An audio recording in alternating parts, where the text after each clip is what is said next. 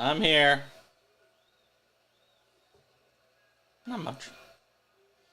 Just watching the Yankees clinch.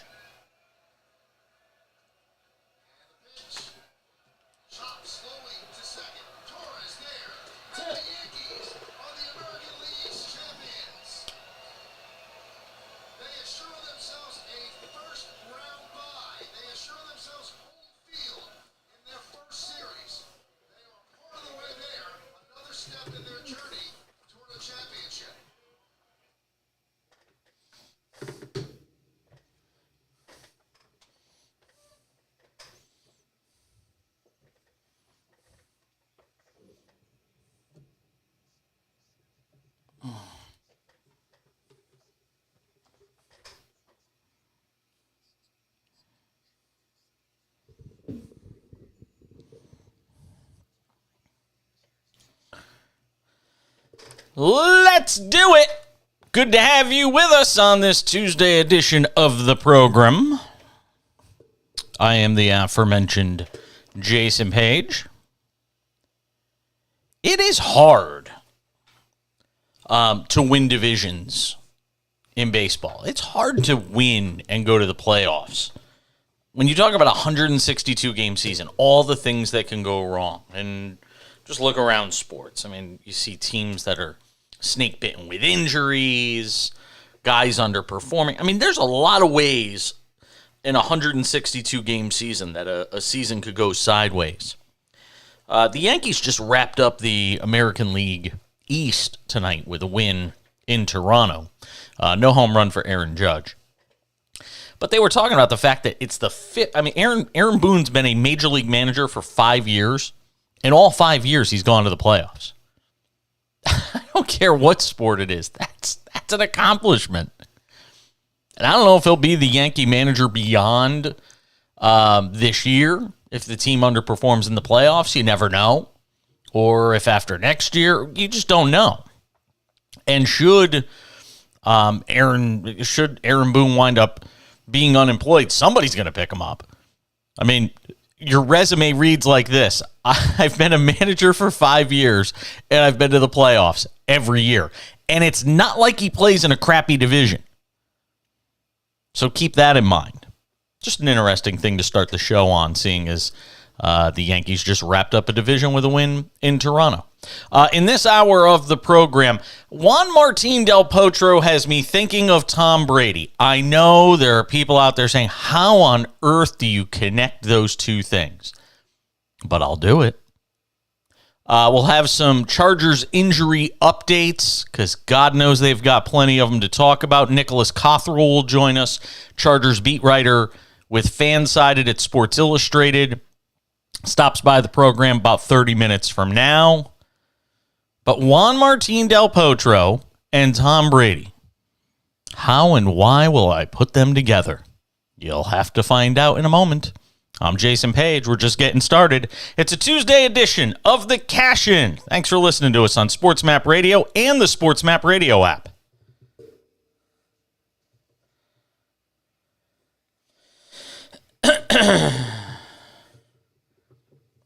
So how disgusting was I feeling tonight? I decided to have Little Caesars for dinner. Yes, I did. Little Caesars, baby. This is what happens when my partner leaves town for the week and isn't cooking for me. I'm dead in the water. Let me tell you what the day was. I had McDonald's for breakfast and I had Little Caesars for dinner. That's all you need to know. Right? Exactly. Let me tell you something. If there is one beef I have with Palm Springs, California, it is the lack of good pizza options. I've got to remember something. I come from the Northeast, and Connecticut is known for having literally the best pizza in the country. If you go and look up like the top pizzas, no, it's New York City. It's not even. It's New Haven. Yeah, two of the best places in the entire country are in New Haven. Sally's and Pepe's, and then Modern is probably top 10. Yeah. Ugh, Portnoy. God. What a giant cootie that guy is. Jesus. But you are exactly his audience. You are exactly his audience. Yes. Yeah, because of your age. That's who they're targeting. They're targeting young people. Ugh, he's a giant cootie. Ugh. Portnoy. Piece of garbage.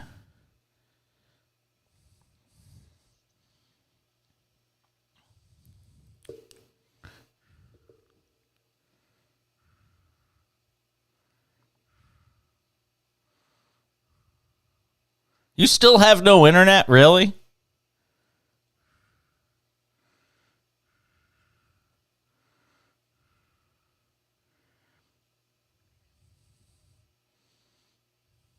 Jeez Louise.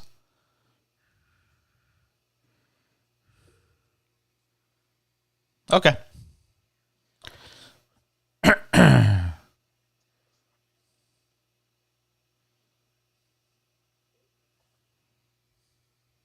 Yeah. Great.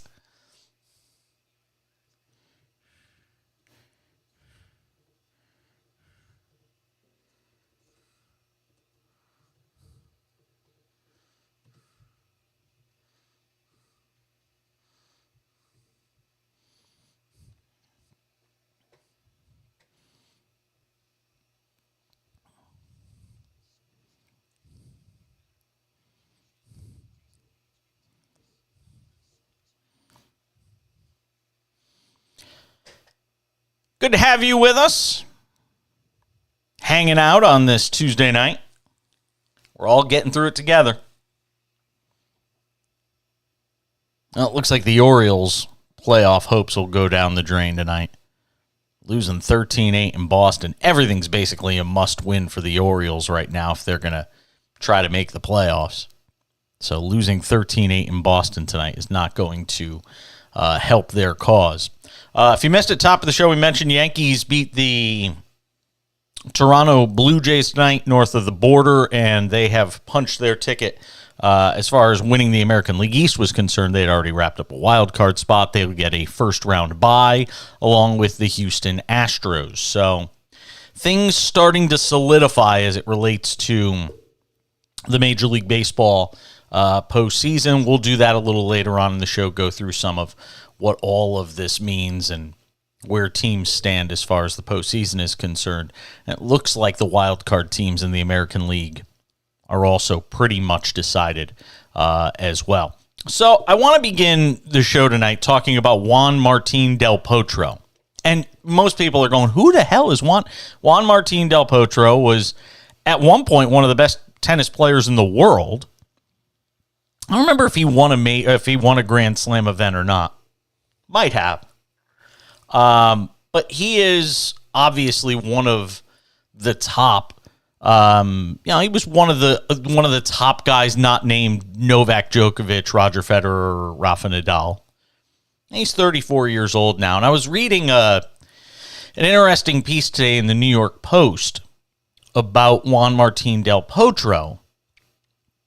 And it really reminds you that athletes are at the end of the day, for all the money, all the fame, the personality, a lot of them are just like anybody else.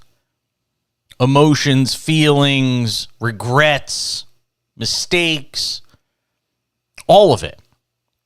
And Juan Martine del Potro was talking about life after his career was basically done. He retired earlier this year.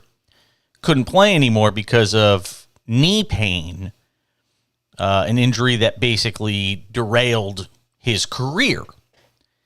And in the process, there's a quote from him that really, I think, gets to the heart sometimes of some professional athletes' unwillingness to walk away when we all think they should. It's obvious to us they're not the same and that they can't compete at the highest level anymore. But for some athletes, it's just not that simple. Juan Martine del Potro says he feels like he's been left with nothing. Quote, I can't psychologically accept a life without tennis, he said in a recent interview with the media back in Argentina. I did not have a gradual transition to the after. I did not prepare. I have no idea what the other athletes did to live this process peacefully. I was number 3 in the world, then suddenly I broke my knees, and here I am with nothing. Now, you might be saying, how does that have anything to do with Tom Brady? I mean, Tom Brady didn't step away from the game because of injuries, or won't have to step away, in all likelihood, step away from the game because of injuries or anything like that. But it's the idea of having your afterlife, your post-sports life, planned for. And Juan Martine del Potro simply never had that. He didn't think it'd be over at 34. Maybe he thought he'd play like Federer till he was 40. Or Serena even beyond that. But Juan Martine del Potro couldn't do that. And you might remember when Tom Brady originally retired, there was all this stuff about, I'm going to wrap myself up in TB12, and that's how I'm going to get through the days of not being able to play in the NFL. And then it was, well, he's got to deal with Fox on the table. He's going to go do Fox Sports, and he's going to work on those broadcasts. And I'm sure Juan Martine del Potro has things to do. I'm sure he's got something to keep him busy, a pet, a hobby, something. But that something sometimes can never possibly compare to your days on the court, to your days on the field, on the ice, wherever it may be, in a race car. For some people, there's nothing that can match that feeling, and you get the feeling that you'll never feel that way again. I'll make it personal for a second. Started in radio when I was 17. Got to do it while I was in high school. I started doing local television and got to work in New York. I mean, I lived my dreams. I'm 45 years old. I've still got a lot of life left to live. But I got to do a lot of the things I wanted to do. I had the opportunity to do. Did play-by-play, minor league baseball, college football, college basketball, professional football. I got to do so many things. Nationally syndicated and working in New York, appearing on, major news networks.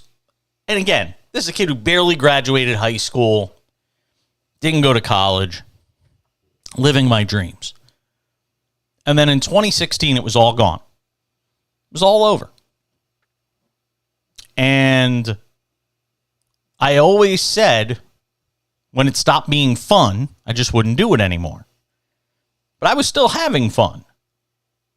And I tried doing other things for the last 6 years. Did some podcasting. I still popped up on TV here and there. Did some writing. Traveled. Got to see parts of the world I never thought I'd see.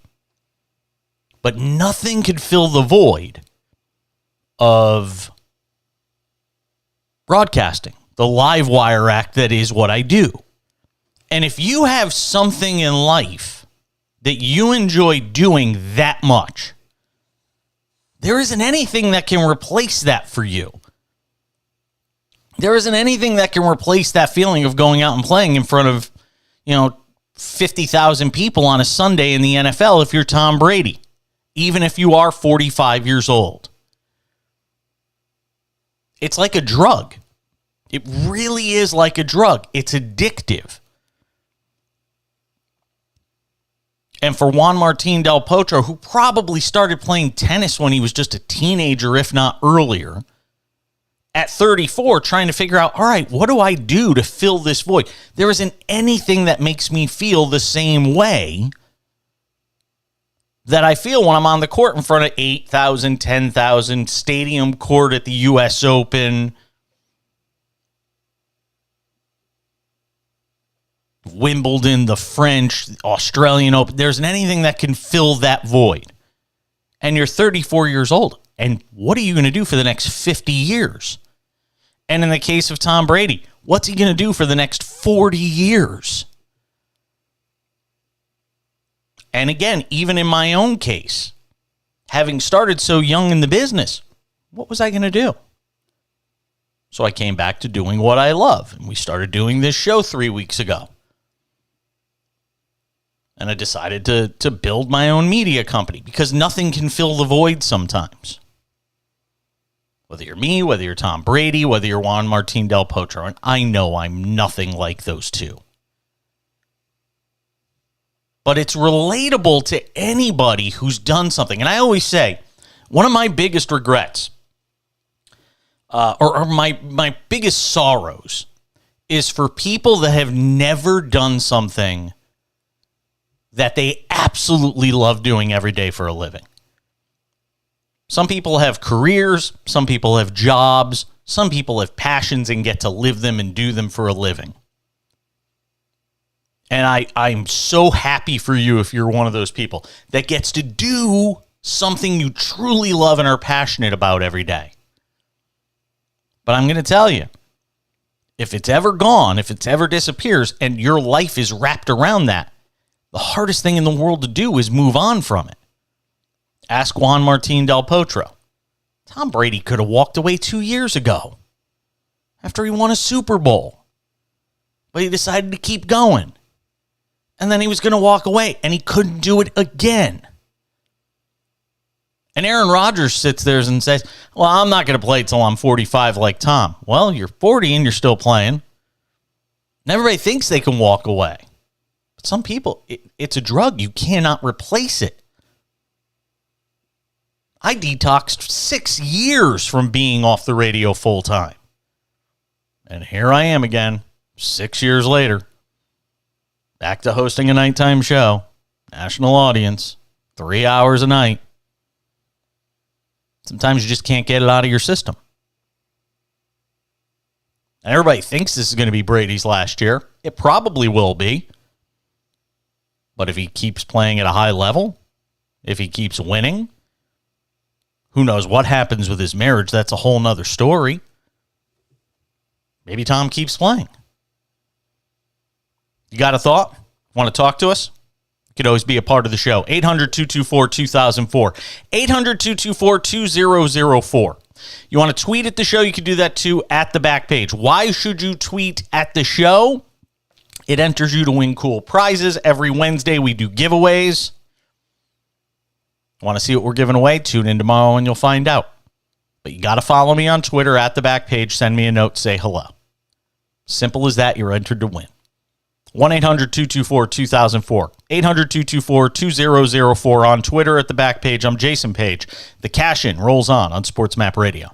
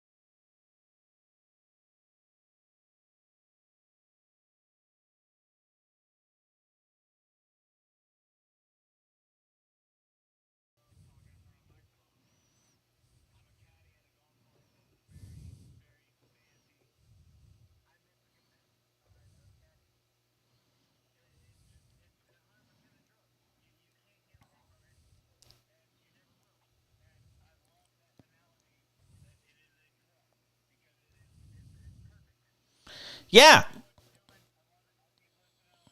Thanks.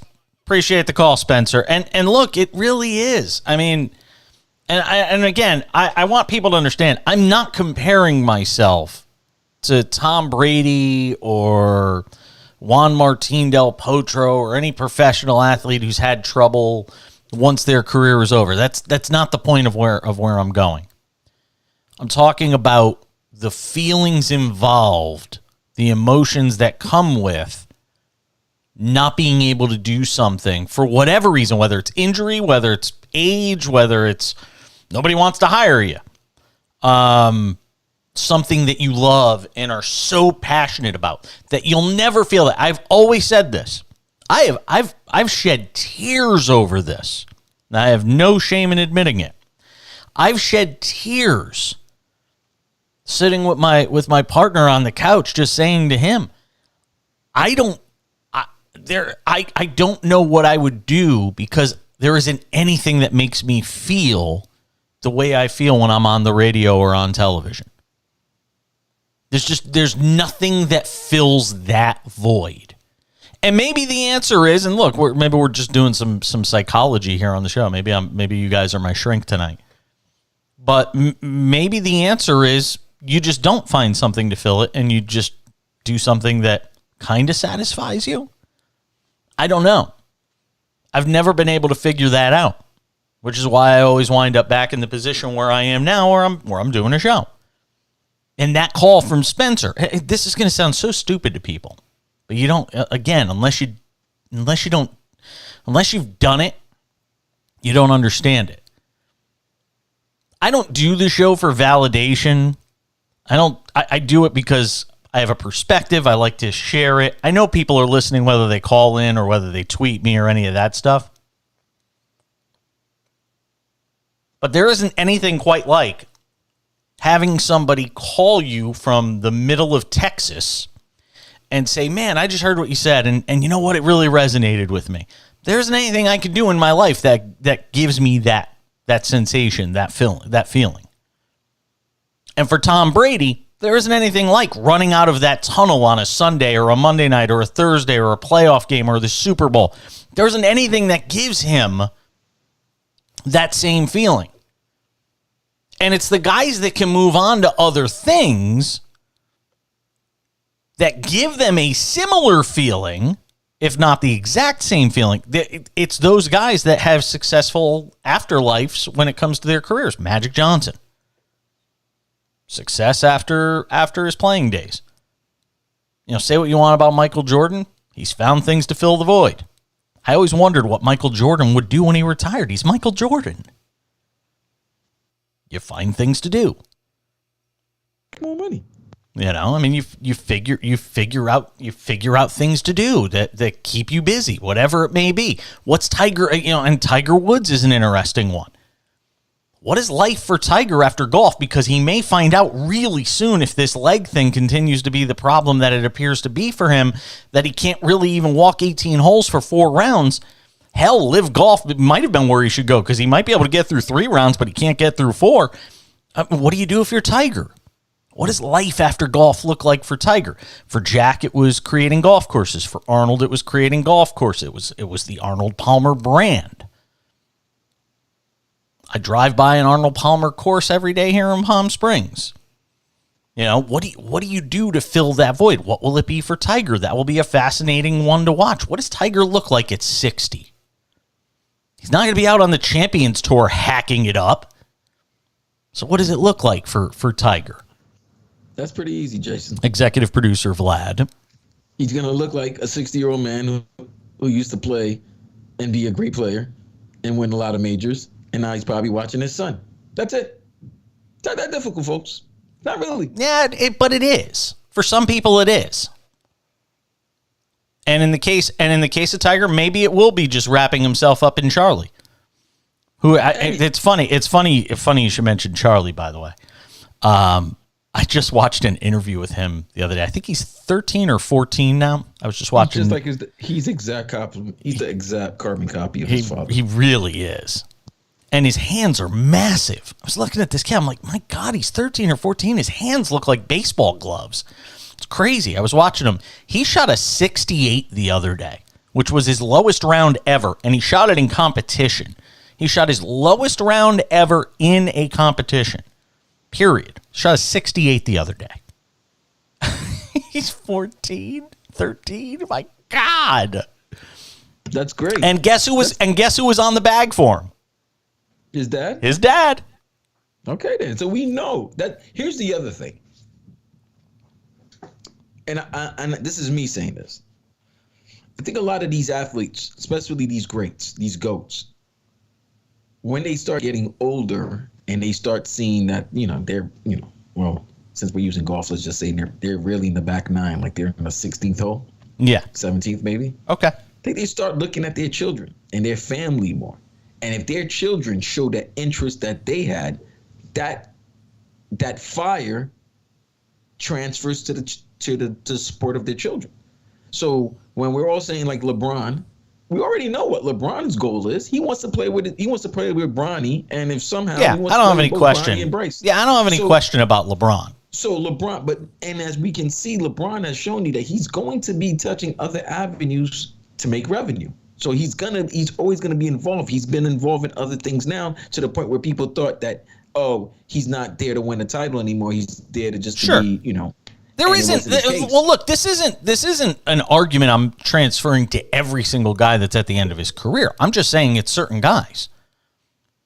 Like I said, I mean, there's no question. Tom Brady's got issues. Tom Brady's got the bug, and he can't shake it.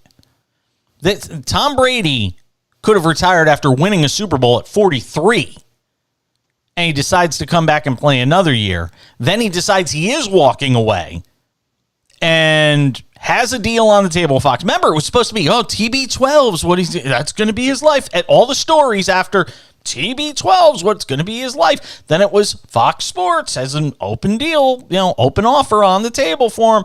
And then all of a sudden he's playing football again. Tom Brady's one of those guys. He's got the bug. He can't shake it. He's going to have to at some point.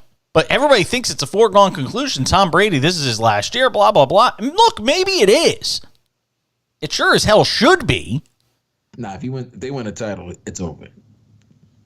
But then why wasn't it at 43? Because at 44, he threw the most yards in the league last year. But he didn't know that's what was going to happen. At 43, he could have walked with a Super Bowl. Listen. He didn't even play that good in that Super Bowl, if you remember. He didn't have to. We're coming back. More to do on Sports Map Radio. Stick around. We'll talk Chargers football.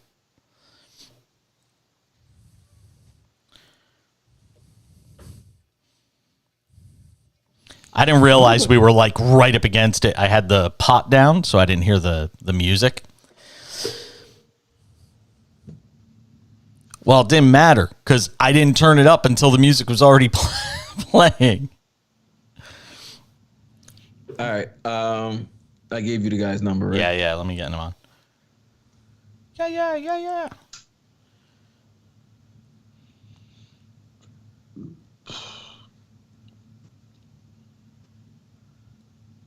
Try to get Cincinnati people, but they're doing their it's tough for them. Then it's gonna be hard.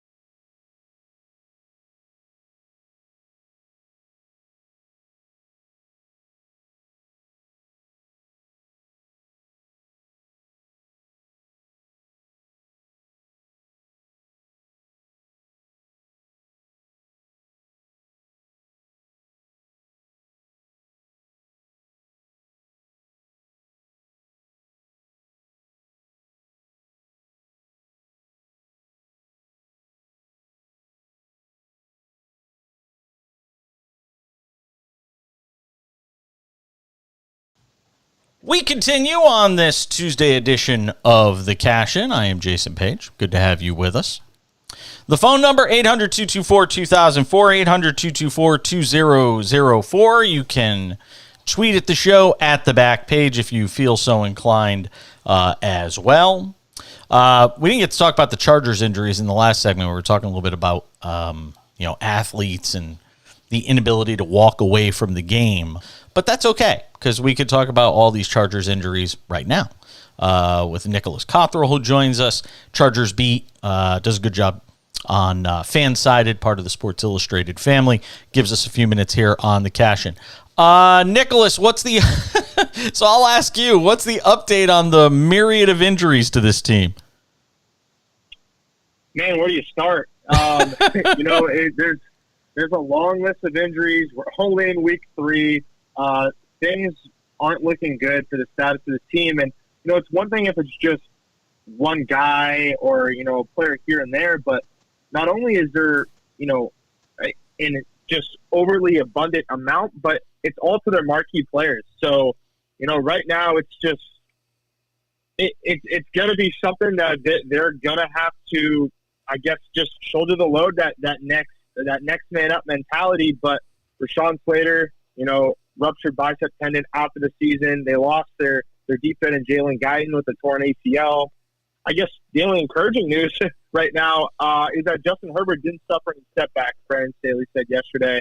So I guess, that's one of the few bright spots as they kind of enter week 4 here. How bad is the Bosa injury? I know it's a groin. Are we talking about injured reserve here? And if not now, when will the team know that? Yeah, so Brandon Staley said yesterday that he described it as a significant groin injury. When asked if he was going to be a guy designated for injured reserve, Brandon Staley said that they haven't reached that point yet. And once they kind of get a further understanding of where things stand, then they'll kind of decide on that. But he was kind of, pumping the brakes a little bit in terms of, sidelining Bosa for the 4 weeks, like injured reserve would sideline him for. So I guess, that's just going to kind of be a wait and see. But, Bosa's injury, I saw Albert Breer had said something that it kind of looks similar to the injury that Nick Bosa had suffered in his final year at Ohio State, which knocked him out for that full season. So hopefully that's a little bit of a different case here for Joey. Nicholas Cottrell joining us, Fansided, talking about the Chargers. LA getting pounded by the Jacksonville Jaguars this weekend, and a lot of people were wondering late in that game what the hell Herbert's even doing on the field in a rout. I'm sure a lot of people were asking that question. Do the answers from Brandon Staley make a lot of sense? That move is just unexcusable. You just can't do that. And, I have no problem with Justin playing in that game. He's pushing a play. But in that situation, when you're down 4 touchdowns with 5 minutes left, the game's already been put on ice.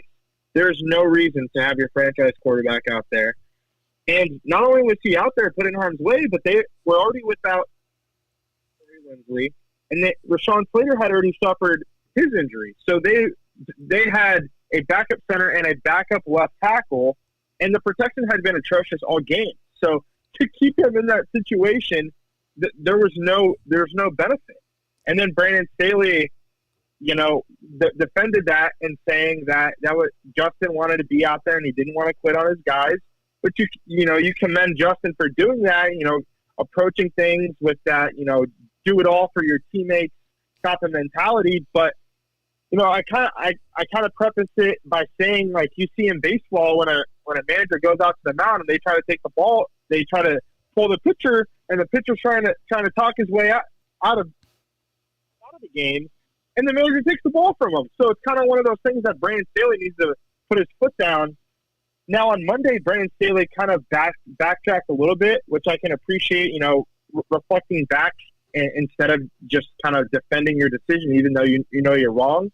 And so Staley said on Monday that he thinks that next time if there's ever a situation like that comes about again, that he needs to do a better job communicating to Justin that he's already done enough. He's already shown to his teammates, to the fan base, to the coaching staff, that he's already put it out on the line. He's done what he could do. And, in theory, you should probably pull him out.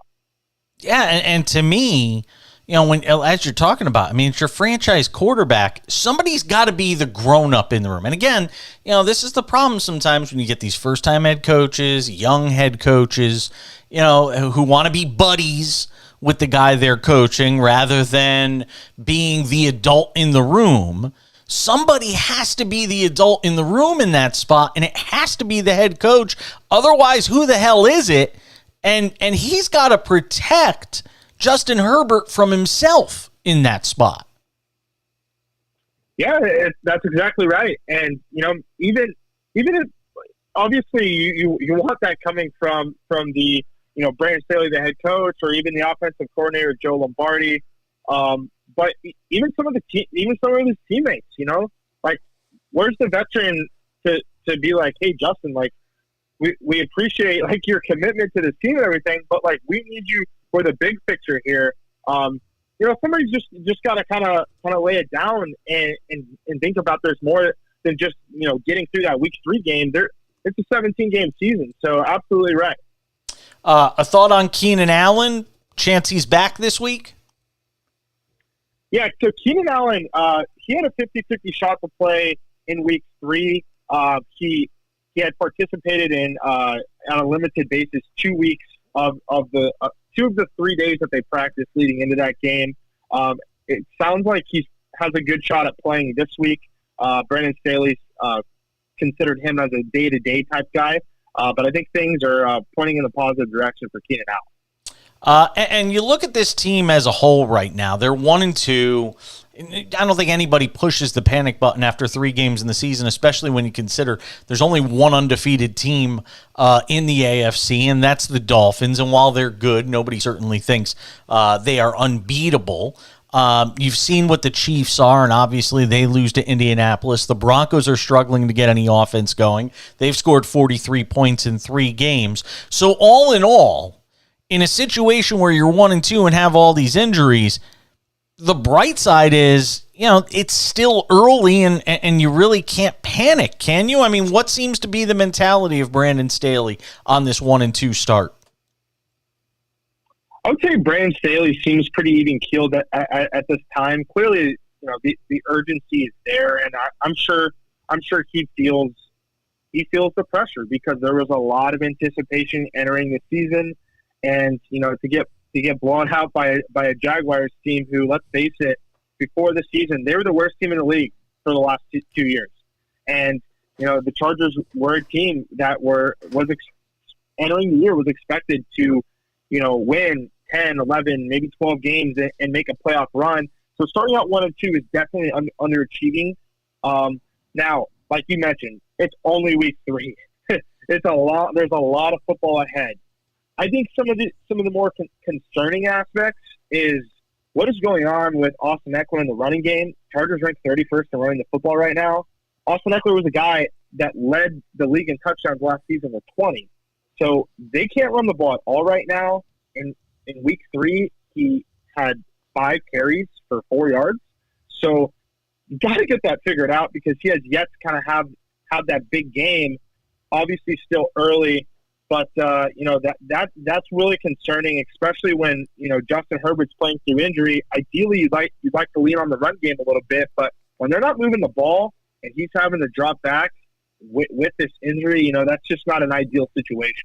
Is there a sense for a timeline on how long this takes to fully heal, or is it exacerbated by him playing while trying to heal? If they had sat him for say 1 week or 2 weeks, is it something that would heal faster as opposed to this maybe stretching out over a 4 to 6 week period to heal? I mean, is it something he's dealing with looking at it the whole year? Does anybody have that answer? Brandon Staley said after the game on Sunday that he didn't give like a definitive timeline for exactly how long, but he said point blank, this is an injury that Justin is going to have for several weeks. It's not going to just go away in a short time frame, and this is going to be something that he's dealing with for greater part of this season. So, I guess in theory, resting probably would help. I'm no doctor by any means, but I can't imagine taking some hits are going to help the situation. But Justin said after the game as well that he kind of indicated that this is something he's going to be able to deal with and continue playing. So it sounds like he doesn't really see a situation where he's not playing, obviously, unless things get worse. So I guess that's just kind of going to be kind of the nature of the beast as they navigate the rest of the season. Well, the Texans are certainly a beatable team, with or without Justin Herbert. Obviously, it sounds like he's going to be out there this week. Then they get the Browns the following week, and Cleveland's played some spirited football with Jacoby Brissett at quarterback. Listen, Nicholas, first time I've had a chance to talk to you. Hopefully we get to do it again. Enjoyed the conversation. We'll talk down the line. Likewise. Thanks for having me. Nicholas Cothrell, fan-sided, part of the Sports Illustrated family, talking about the injury woes of the Los Angeles, don't call them San Diego Chargers.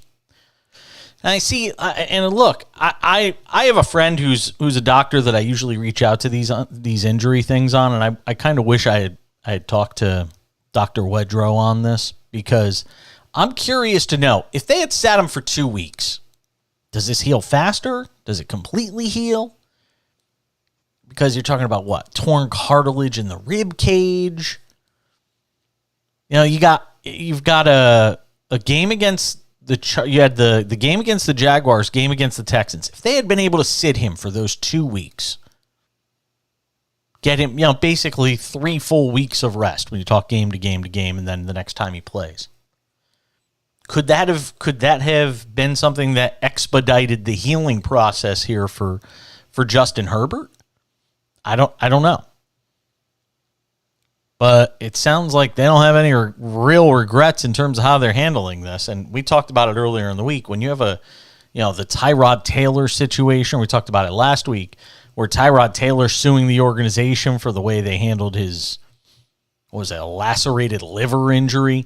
This isn't an organization that's got the greatest track record in the world of handling injuries with some of their players. And this is not a guy you could screw up with. This is your franchise. They got a lot of injuries, though. Get a win against the Texans, you get back to 2-2, and then you take your chances in Week 5 against the Browns. You got a thought on what you heard from Nicholas? Feel free to weigh in. 800-224-2004, 800-224-2004. Not ruling out the Chargers yet. We did that last night on the show. Contender, pretender. They're still in the contender list. 800-224-2004. Tweet at me at the back page. We'll come back, wrap up this hour of the Cash In. I'm Jason Page at Sports Map Radio.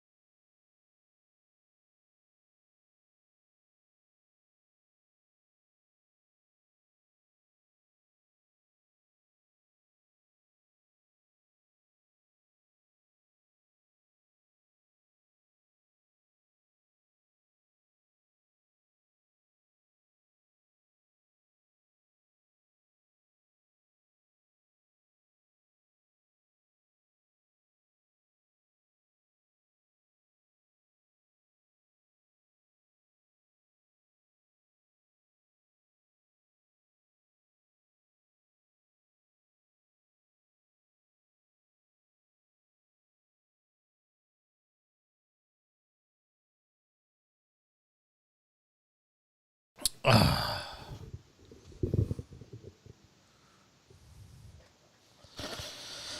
right.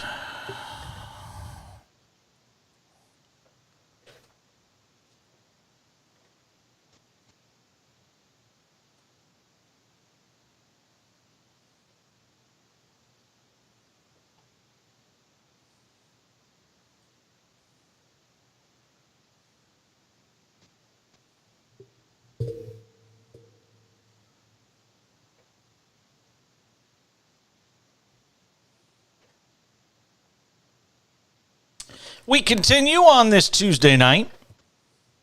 I was telling John, our producer back in Houston, who pushes the buttons back at Master Control, that I was really bad today. That I ate. So my partner's away on work, and so I have to fend for myself. Not to say I never cook or anything. I'm not making it sound like my partner's a concubine who just, cooks and cleans and does the dishes or something like that. But I don't do a ton of cooking when he's here, we'll just say.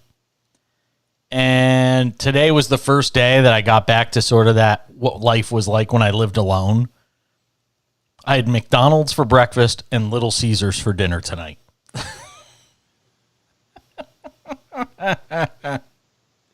Yeah, it wasn't my proudest moment tonight.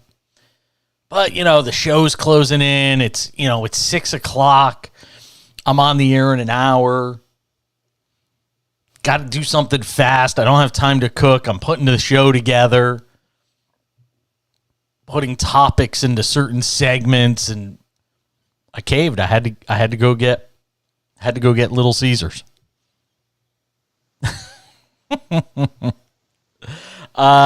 Yankees not the only team to clinch tonight. Cardinals just clinched the NL Central with a win in Milwaukee against the Brewers. So congratulations to the Cardinals. They are the champions of the National League Central. It just feels like every time you turn around, the Cardinals are another team that's just always in the playoffs. And they don't do it with the largest payroll or anything like that. I mean, they've got a big payroll, but I didn't like, the teams in New York or the teams in L.A. It's pretty cool. Good for the Cardinals. And Albert Pujols gets to go to another postseason in his final year. It's pretty awesome, too. Be curious to see if the Yankees give Aaron Judge the day off tomorrow while he's chasing this record. I don't think they're going to. I'll explain why. But stick around, another hour of the cash-in right around the corner on Sports Map Radio and the Sports Map Radio app.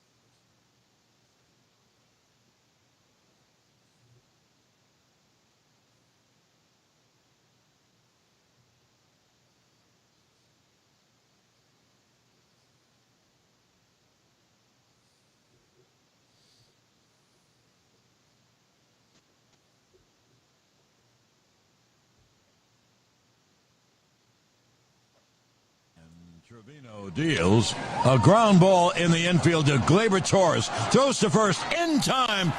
Ball game over. Eastern Division in the American League over. Yankees win. The Yankees win.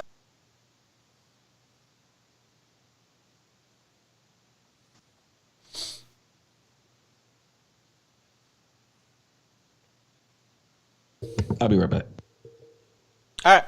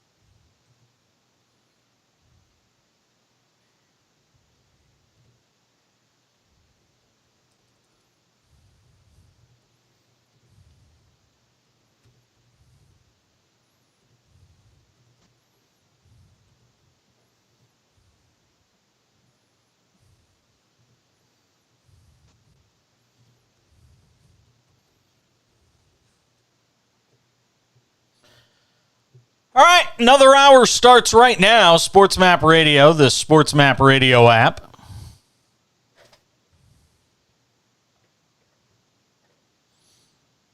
Got the meat sweats. Oh, what's going on with me tonight? Sweating like crazy. Terrible.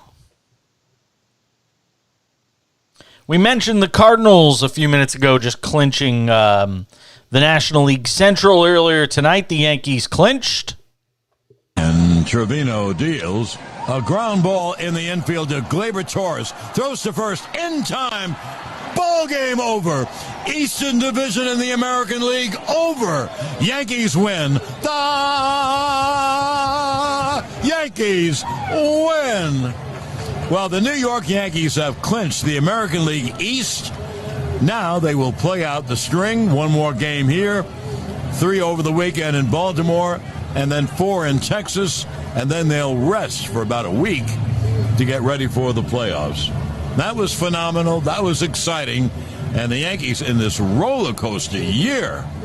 So many problems and so many wins and so many everything. And they've done it. And they had a terrible August, and they've been able to battle their way out of that and win the American League East. There you go. John Sterling the call. Yankees radio. He gets to call one more. It's probably going to be his last year in the booth. But very interesting to see how the Yankees manage this final stretch of games, knowing they're not going to have the top record in the American League, knowing they've basically got the number 2 seed wrapped up. What do you do? How much do you rest guys, knowing you're going to have a full week off basically between the end of the regular season and the start of your postseason as a result of that bye? You know, in some regards, that bye is almost a bad thing,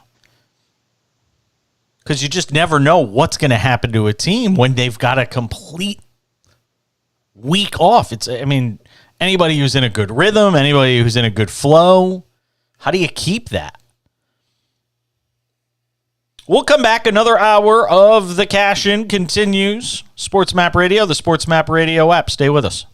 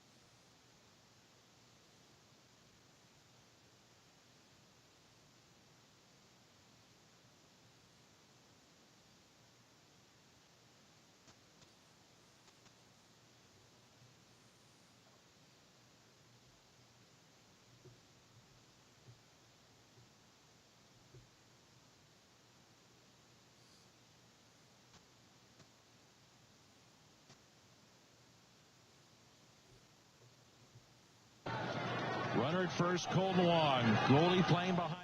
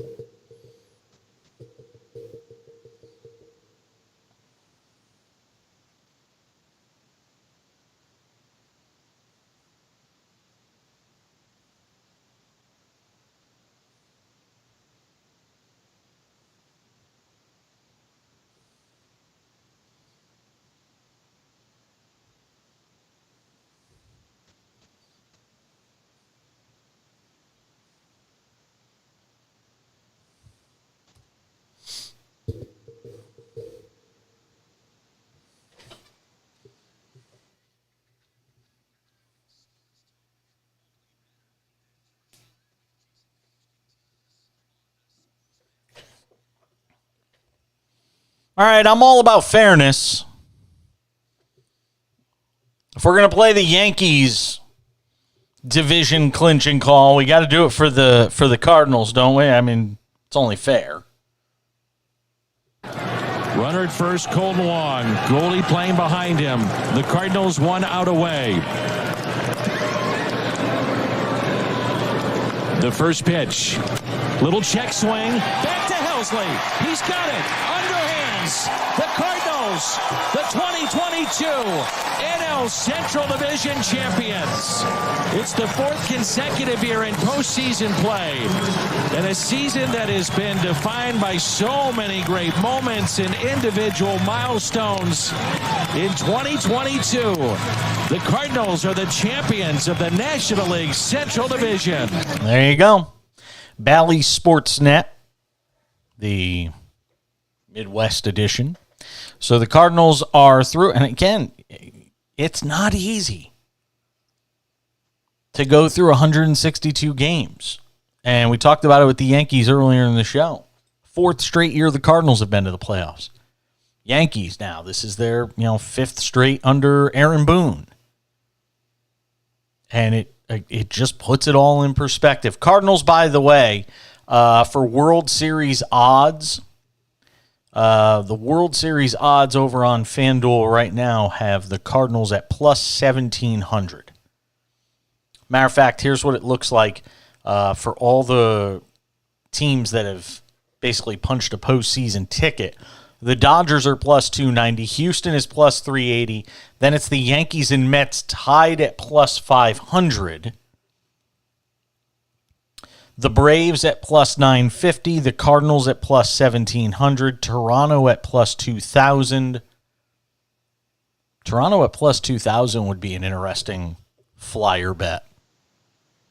If you were going to look at a long shot, Toronto's a dangerous team. The Mariners plus 2,600, the Guardians plus 3,200. There are a lot of people that think Terry Francona should be manager of the year, and a lot of those people are probably right. Has done a terrific job with a team that gets almost no support from their fans, low payroll. Yeah, I know they play in a crappy division. You don't have to tell me that. I know that. The Rays are plus 3,200. Given their propensity for making deep runs, the Rays at 3,200? There's a few potential flyer bets there. San Diego at plus 4,100, the Phillies at plus 4,100. Then everybody else that's listed is long shots to make the postseason right now, so we won't bother going through them. But the Dodgers at plus 290. I mean, that's a pretty big favorite when you're talking about all the teams that are remaining and the unpredictability of baseball, how you just, all you got to do is play poorly for one series. And with so many rounds to have to navigate through in baseball, it's not easy. Coming up in this hour of the program, I got to get into, I mean, there was a story today that, again, if this were a major market team, I won't spoil the story. But if this were like a Lakers or a Knicks or the Nets or the Celtics, and this sort of story came out, it would be bigger news. But because of where it is taking place, it's not getting as much play, but it should. Because it's almost an unfathomable story. In this day and age of star athletes having to be coddled, it's a story that'll blow your mind. We'll get to that coming up in about 9 minutes. Brian Mahoney stops by the show, NBA writer for the AP. He specifically covers the New York teams, those being the Nets and the Knicks. I wanted to get some thoughts from him on both teams, but mostly on the Nets after their media day. And there's so many questions surrounding that team, namely Kyrie Irving and Kevin Durant, but then there's so many other aspects. There's Ben Simmons. who we haven't seen in forever. And what does Ben Simmons look like in his return? Is Ben Simmons really in the best possible situation he can be in right now? If Irving and Durant are Irving and Durant, I think he is in a position to be successful. Because you're not asking him to score. You're asking him to distribute. You're asking him to be able to rebound. You're asking him to be able to play defense. You don't need him to go out and even average 10 points a game. You need him to be a catalyst. And I think Ben Simmons is capable of doing that with the right people around him. They added Markieff Morris. This is a team with Seth Curry.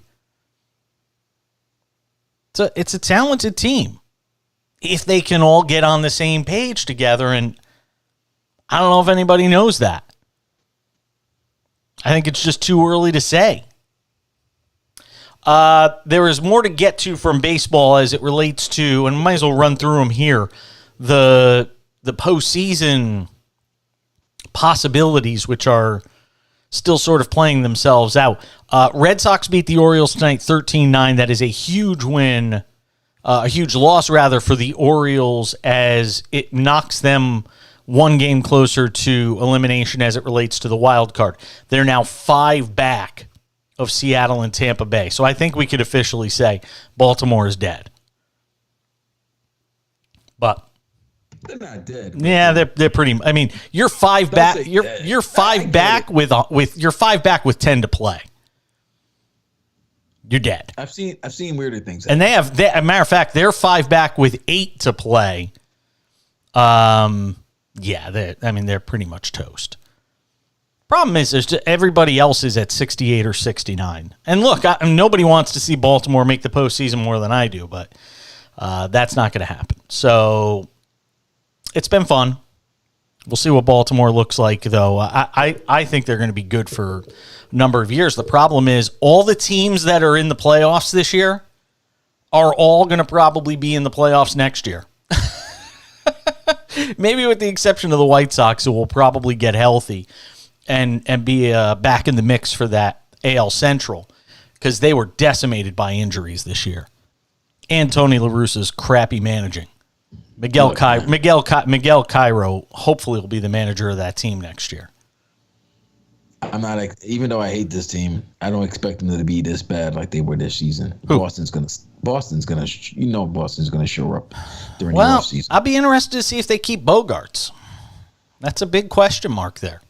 And if past is precedent, they watched Mookie walk, and Xander's a pretty special player. You'd like to think they'll be able to keep him, but they're going to have to put out a lot of money for him and Devers. So, and then, boy, you want to talk about one of the all-time worst deals. That Chris Sale deal, my God, was that bad. I mean, They got a title. Not because of him. He helped them win the title. He didn't do much of anything that year. He was a train wreck. He was good in the postseason, him and Pavano. No, not Pavano, Evaldi. I love Evaldi. But man, Sale, what a wreck. Now, and you know what the worst part about that Chris Sale thing is? Not to go too far afield here. Anybody who watched him throw a baseball, going back to his days with the White Sox, said this guy's arm was a ticking time bomb. And everybody knew it. And still, the Red Sox went and gave him everything. Knowing that the guy, everything in his motion told you this guy was going to be injury prone. And they still put him out there and they still went and gave him all this money. It's just idiotic sometimes how some of these teams succeed despite themselves or in spite of themselves. Scores tonight, I said I would go through them. What's going on with the Mets tonight? They lost to the Marlins. Mets lost to the Marlins. Atlanta wins again, and look at this. 155 games in, still not enough to figure out a winner in that NL East. That'll be the story, along with Aaron Judge. of this final week of the baseball season, Atlanta and the Mets trying to figure out who's going to wind up winning a division, having a bye, and who's going to have the long, long road to try and win a World Series. I mean, there is so much at stake with those two teams over the final 7 games of the regular season. Man, imagine somebody's going to win 100 games. They play each other, I think, starting tomorrow or Thursday. I think they have a series with each other, if I'm not mistaken. I'll have to look ahead, but I'm pretty sure they're playing each other. Marlins have the Mets have the Marlins, and then they have the Braves for the weekend starting on Friday in Atlanta. Boy, that's going to be must-watch baseball. If you're into like the pennant race stuff and everything, that's going to be a fun series to watch this weekend with so much at stake. Either way, I don't like the position the Dodgers are in, having to play one of those two teams potentially in your divisional series. All right. Brian Mahoney coming up in about 17 minutes. Get some thoughts with the AP writer who covers the Knicks and the Nets. But when we return, a story that's almost unfathomable to me out of the NBA, involving a star player in the league and one of the best teams in the league. They just don't play in a major market. I'll explain what I'm talking about as we continue on the Cash In. I'm Jason Page at Sports Map Radio.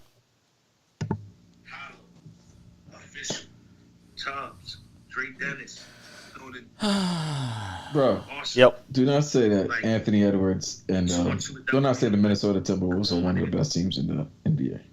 It's not what I'm talking about. That's good. Not what I'm talking about.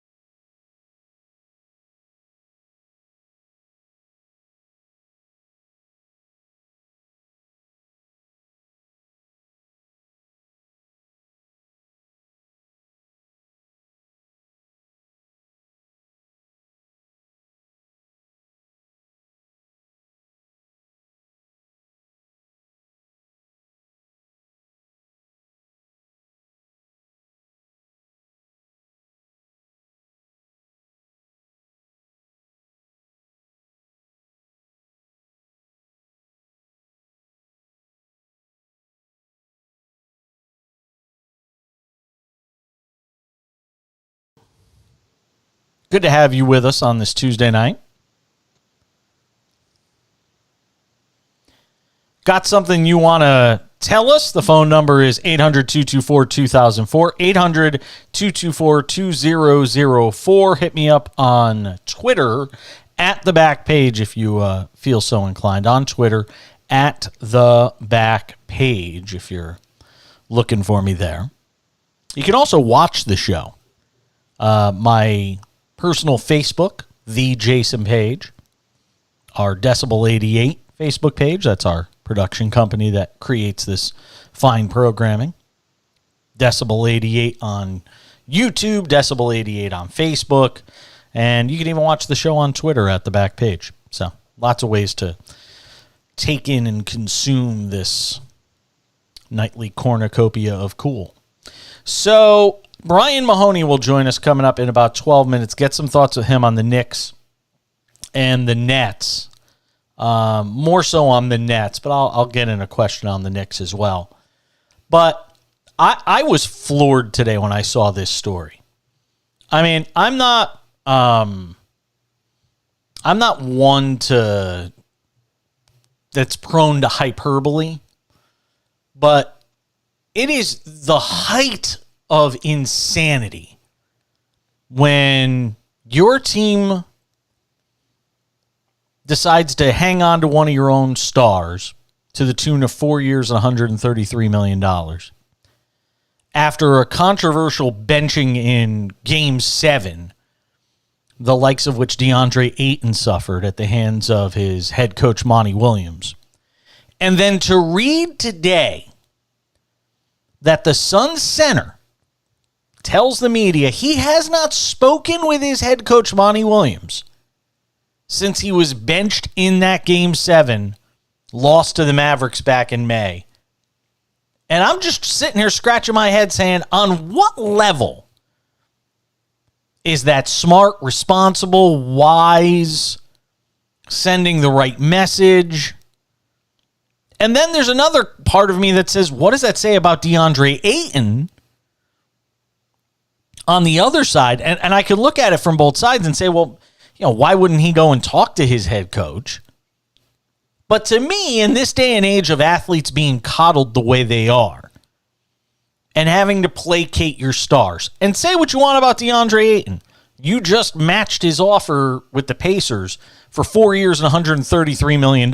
You obviously view him as a star and part of your future. If you're paying the guy, what is it, $28 million a year, $30 million a year? I don't know. I can't do that math. But if you're giving him that kind of money, you obviously are viewing him as part of your future, and now he is at that price tag. And Monty Williams didn't think it was a good idea at some point between May and Tuesday, September 27th, to reach out to DeAndre Ayton. Just say, hey, we cool?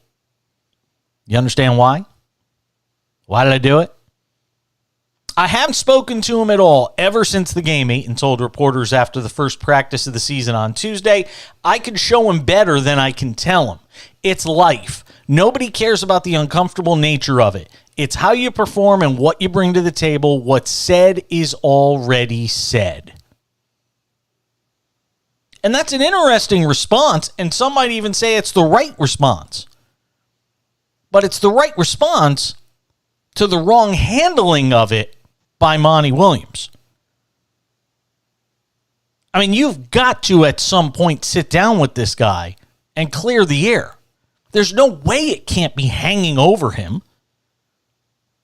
I think one-on-ones are always needed between guys I've been around for a while, Williams said. Some guys need it and some guys don't. I'll identify that as the season progresses. I'll talk to everyone as I always do during camp, and it won't be an issue at all. And Ayton's not saying much about how the whole contract conversations played out between he and the team. He says he's just focusing on what's going on out on the court. I mean, this is a Phoenix Suns team that won 64 games last year and got dusted by the Mavs on their home floor to the tune of a 33-point loss.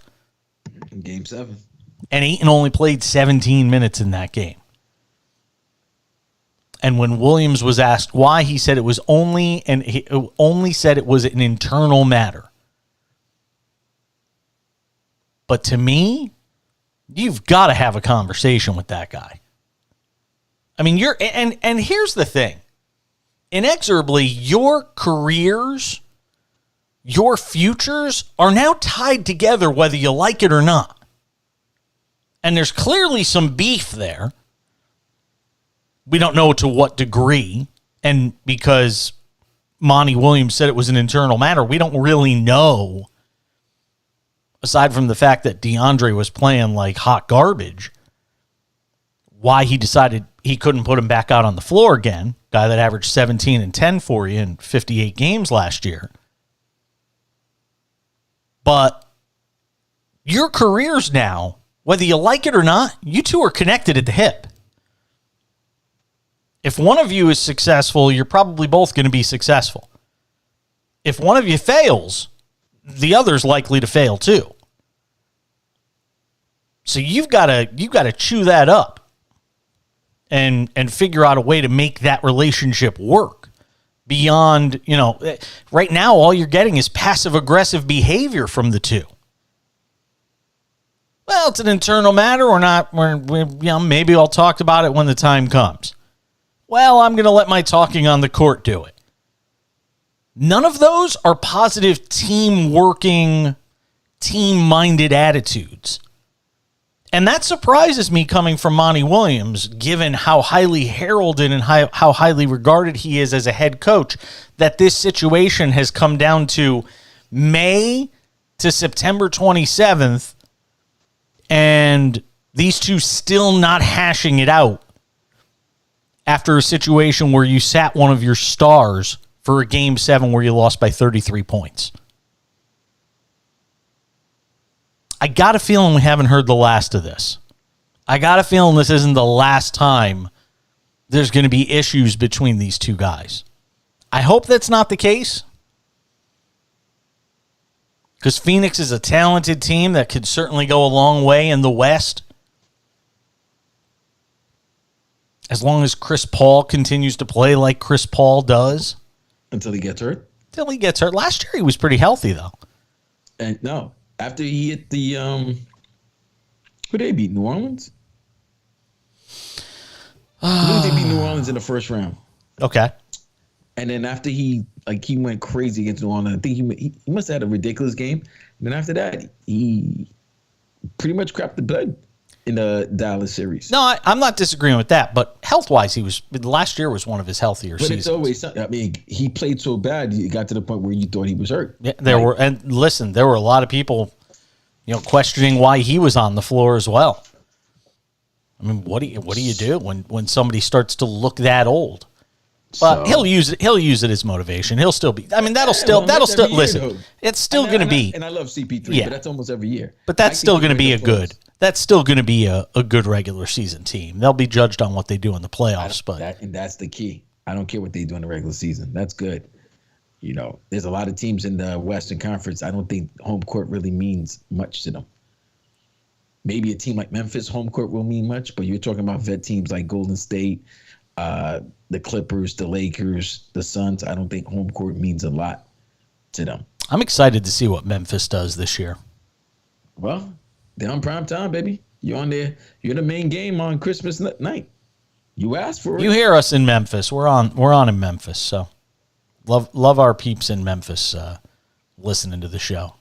I'm pumped. I'm pumped for the Grizz this year. We got to go out there. We should go out there one time during the season. To Memphis?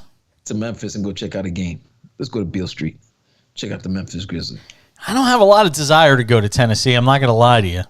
Not much that's all that appealing to me, but we can talk about it. We'll come back and talk with Brian Mahoney of the Associated Press, get his thoughts on the Nets Media Day, some Knicks talk too. I'm Jason Page. It's the Cash In on the Sports Map Radio Network. You're crazy. Tennessee's great. I want to go to Nashville. Tennessee is, hold on. Tennessee.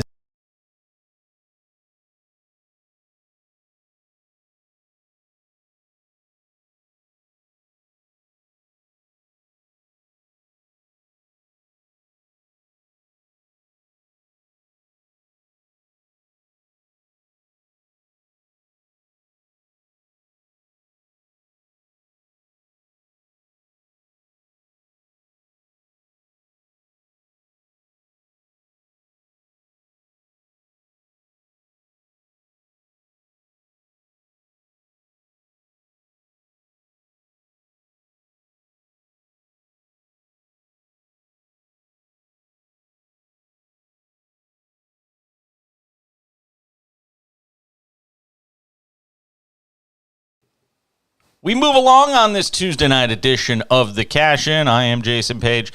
Glad to have you all with us. Of course, the phone number if you want to be involved.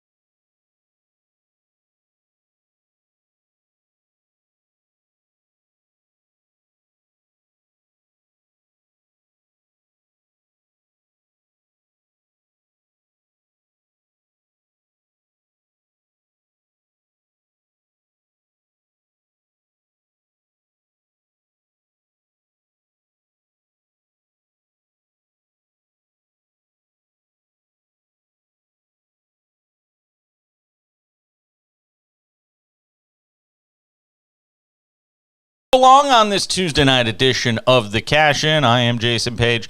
Glad to have you all with us. Of course, the phone number if you want to be involved, 800-224-2004, 800-224-2004. You can always tweet at the show as well at the back page. We'll get back to the conversation in a few minutes, but we've talked a bit about the Nets. We got into it last night in terms of the whole situation with Kyrie Irving and now Kevin Durant. They got the band back together for another year. And with Media Day taking place, everybody is talking, and that includes Kyrie Irving, who spoke to the media yesterday. And now it's about practice and getting ready for the games. Let's bring in Brian Mahoney. Does a terrific job. Associated Press, been talking to him for years on the NBA. Joins us here on the program. Brian, is it too simplistic to say the following? If the Nets win games out of the gate and this thing takes off, with all the pieces they now have in place, everybody's healthy. There's no more, excuses from a health standpoint. You're going to have all the guys out there. That if this team wins, all of this other drama that's been there sort of fades into the background. And if they lose, it doesn't. Well, normally that's the case.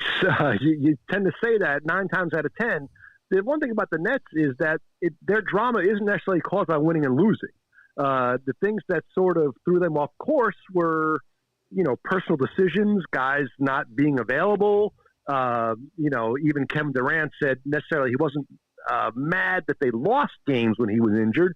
He was mad about that they didn't fight hard enough, which tends to say he didn't like the way maybe Steve Nash motivated the guys. So, if they start 10-0, you think everything goes away. But if they, you still wonder maybe if that's something else could pop up. They have so many issues. It's hard to necessarily say it's tied to their record.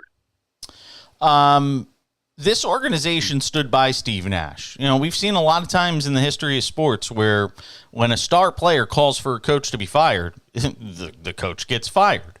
What is it about Steve Nash that Joe Tsai and the powers that be in Brooklyn felt like they had to have his back rather than capitulating to their star? Yeah, I mean, it's surprising, like you say, because the star usually gets what the star wants. It's either that he's very close to Sean Marks, and Joe Tsai, the owner, really believes in Sean Marks, and if he said, this is my guy, he stays, Or I guess the other scenario is what Steve Nash kind of implied today, that maybe it wasn't all true. Maybe Kevin Durant didn't necessarily say it exactly as it was reported in the news.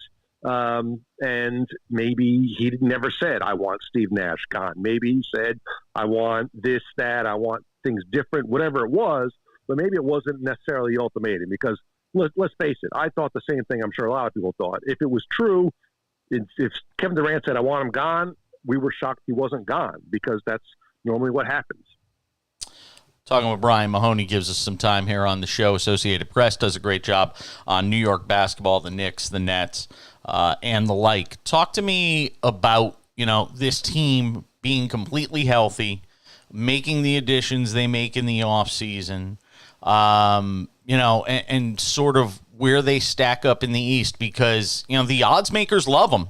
I mean, after the Boston Celtics, at plus 550, there's essentially a group of teams there, and the Nets are one of them that are favored to win an NBA championship,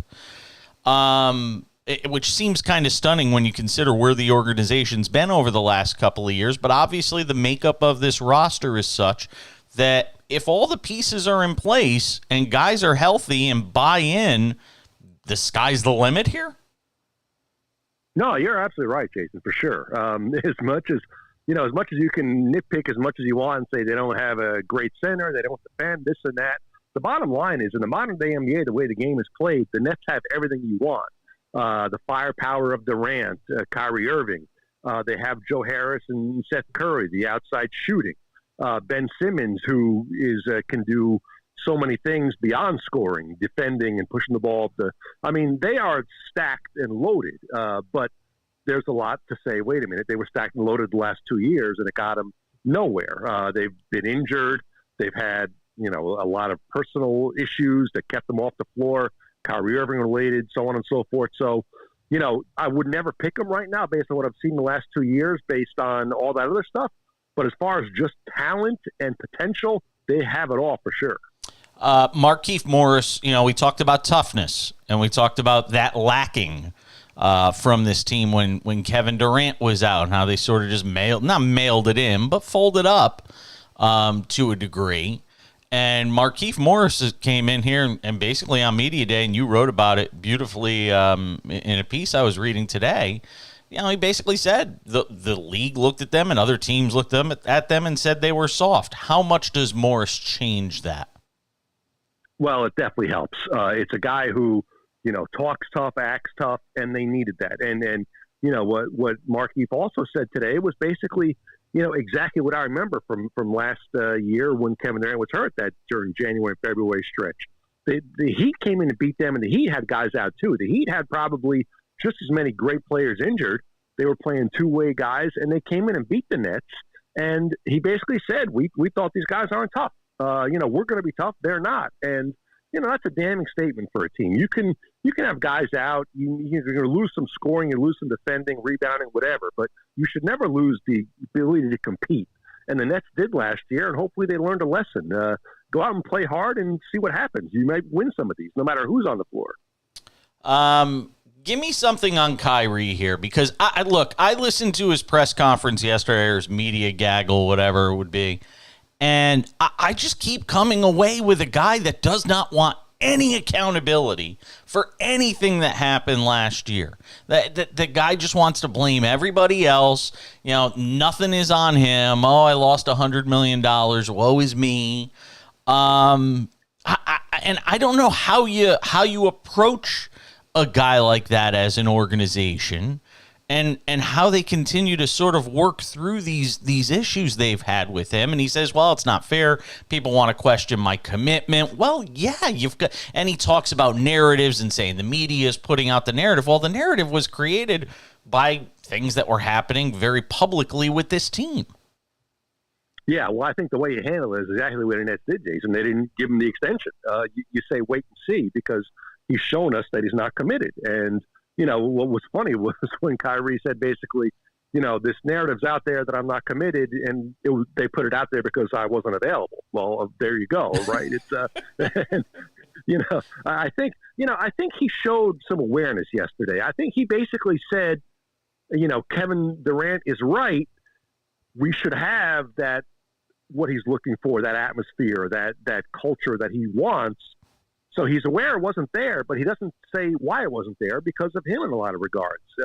He stopped short of taking full responsibility. Now, whether he will or not eventually, we'll see. But at least he knows something has to change. Whether he knows he's the guy who has to change a lot of it or not, we'll see what happens this year. Do you think that if he plays to the level that everybody thinks he's capable of playing to, and that we've seen him play to at times, and this team is successful, that they could still come together and he can ultimately be a net, well beyond this season, that they can still get a long-term deal done? You can see him staying there?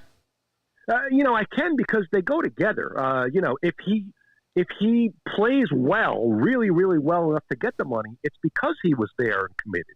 The thing we saw last year, no one, I don't care who you are, no one is good enough to kind of show up half the time and be a great player. And what we saw with Kyrie is he didn't have the same, wind.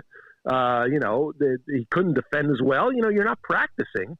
Sure, you can go out there and still score 40 if you have that much talent. You can get hot. Anyone can do that if you're a great player. But to actually be able to do it and stay with it, he tailed off as the year went on. His physical abilities weren't there. So if he's there all the time this year, I expect you to put up great numbers. And then, sure, there's every reason I think he would be here beyond then. What is the expectation on Ben Simmons, Brian? It's been so long since anybody's seen him play in a game in any sort of meaningful situation. What are the expectations for him out of the gate? Are they going to just throw him out there game one and he's going to play a large number of minutes, he's healthy, or are they going to try and work him in slowly? No, I think the expectations are high, and I think it's okay to actually have that. Last year I thought it was going to be really unfair. They were going to try and bring him back in the playoffs. He hadn't played. He wasn't obviously fully conditioned. I thought that would have been unfair. But now he's had the whole summer. He had the surgery. And if you look at the kind of team around Ben Simmons, I think everyone says this is what you need for a guy who is a non-shooter. You say, okay, now you're going to surround him with, two elite shooters and Joe Harris, Seth Curry, Kevin Durant, an all-time great scorer, Kyrie even to handle the ball. Like you say, okay, this is exactly where Ben Simmons fits. So I think the belief is he's going to play really well here, and that they're going to give him the environment he needs mentally to do well. And so, I'm pretty sure he's going to have a good year here. Not to throw a curveball at you before I let you go, but, the team on the other side of the town over there, the Knicks, added Jalen Brunson in the offseason. What are the prospects for this Knicks team as we move into 2022, 2023? Well, I think they feel like they addressed their biggest need. The point guard last year went very poorly. Kemba Walker and Thibodeau didn't quite fit, and then Kemba got hurt. Derrick Rose got hurt, so that was a real lacking spot. They really believe that Jalen Brunson will improve that a lot, and they think that Julius Randle will play better than he did most of last year. They really believe that.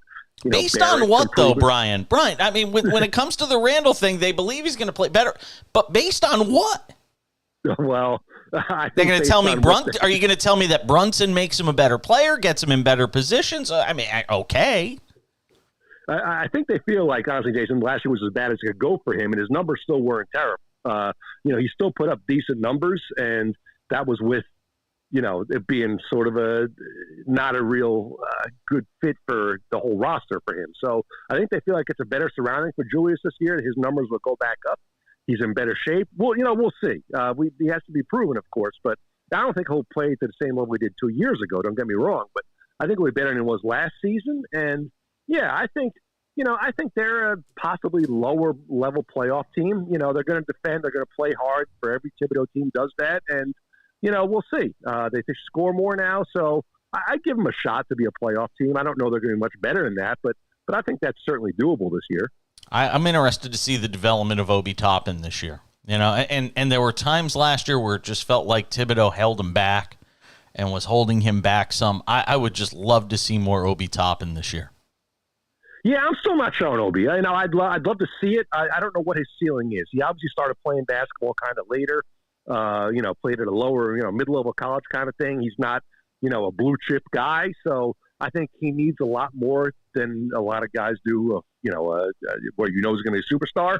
And you get that to be on the floor. He doesn't get to be on the floor a lot playing behind Julius Randle. So we'll see. If he does this year, I think he'll keep improving, but I'm not sure exactly, how much his improvement level will take him to. I hope he has a chance to show it. Well, we'll be watching the New York basketball scene all season long here on the show, and hopefully we get to talk to you again soon. Brian Mahoney, Associated Press, does a terrific job. Check out his work. Thank you, Brian. Thanks very much. Hey, take care. Always good to talk with Brian Mahoney. Does a great job with the Associated Press. So, and he kind of poured some cold water on my Obi Toppin thoughts for this year. I like Brian, though. He's a real professional. All right, we got another hour still to come here on the show. I still haven't told you the craziness about this Myles Garrett accident yesterday where his car flipped over a few times. And he is banged up. He didn't walk away unscathed. It could have been a lot worse, though. So we'll talk about that in the next hour of the show. It looks like the halftime show has been decided. Not sure how I feel about it. Aaron Rodgers is talking about the Jumbotron and arguably the biggest golfer involved in the Live Golf lawsuit. Yeah, he's not in it anymore. We'll talk about that, too. Stick around. Lots more to do. I'm Jason Page. We continue with the Cash In on Sports Map Radio.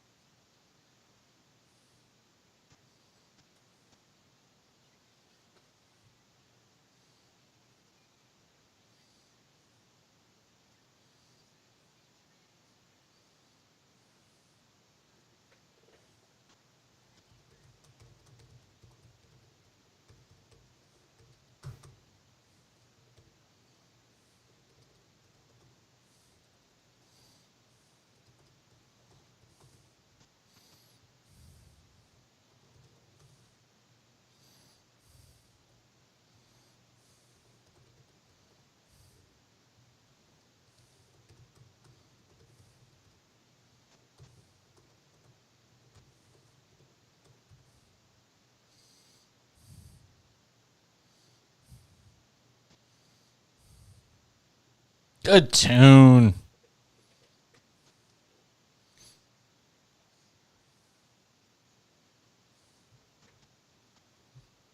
From time to time, John Belmer, our producer in Houston, will give me faith that he can play the right song. We've only been working together a few weeks, and I'm already killing him. Can't go wrong with a little Def Leppard. It's one of the bands I've seen 3 times. I've only got a few 3-timers, and they are one of them. I would ask John if he's seen Def Leppard. I'm surprised he even knows who they are, though. He's just a child. It's all right, John. We'll work with you. We'll make it work. Next hour of the show, I want to get into this Myles Garrett car crash because there's all sorts of new details to get into as far as that story is concerned. Something happened in baseball tonight. They say every time you go to a baseball game, there's a chance you're going to see something that's never happened before. Tonight, I'm convinced something happened at a baseball game that's probably never happened before. We'll get to that coming up in the next hour of the program. I mean, 2 teams clinched tonight. You had 2 teams clinching tonight. The Yankees and the Cardinals both clinching their divisions. Yankees, the AL East. The Cardinals, the NL Central. Couple of tickets punched for the postseason. Problem for the Cardinals is they're still going to have to play one of these wild card teams because they have the 3rd best record of the 3 division winners. At any rate, we'll get into it in the next hour of the cash-in. Stick around. Where would you go anywhere else? It's Sports Map Radio and the Sports Map Radio app.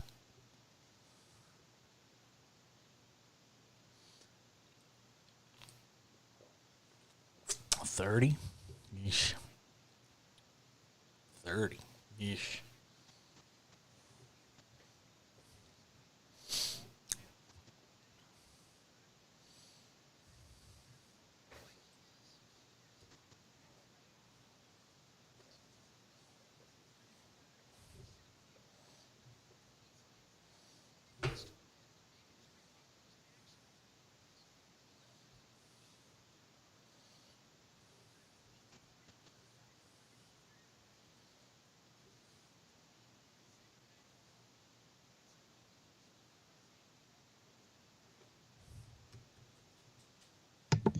Yep.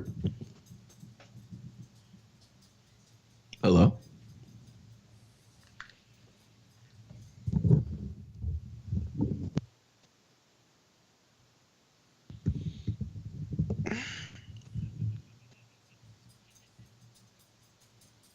Yep. Yeah. Oh. How close are you to the water? I'm not close to water. It's just that there's a lot of swamp out here. You know, there's a lot of just nasty. Let me not say swamp, but it's just a lot of land still. A lot of what? Wetlands? Yeah. And the drainage system out here is not that good. Because of the leaves, there's so much leaves and palm trees and shit like that. So when they fall, they really clog up. And when the winds are strong, as you can see, they're like shit. And I seen a fucking, one of those pod trunks. Yeah, yeah. Somebody had a pod. I think that was either his job or whatever. That shit fucking flipped over, bro. Oh, Jesus. I'll send it to you. You know Joe, WFO Joe? Yeah. Yeah. His neighborhood's getting ripped. Oh, no, really? And he lives like 12 minutes away from me. Yeesh.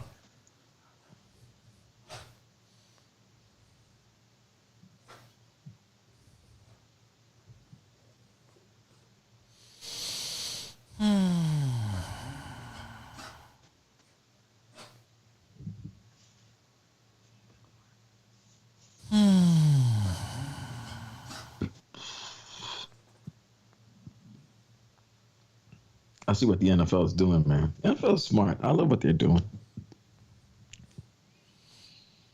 NFL is getting very hip hop. What, Rihanna? I mean, not. Let me not say that because this was a team thing, but I think Tennessee had one of these famous rappers from their state introduced them, like walked them out.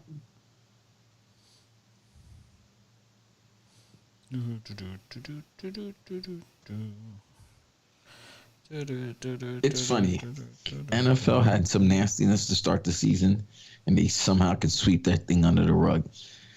NBA start their their training camp, and it's just a lot of just things that's still hovering.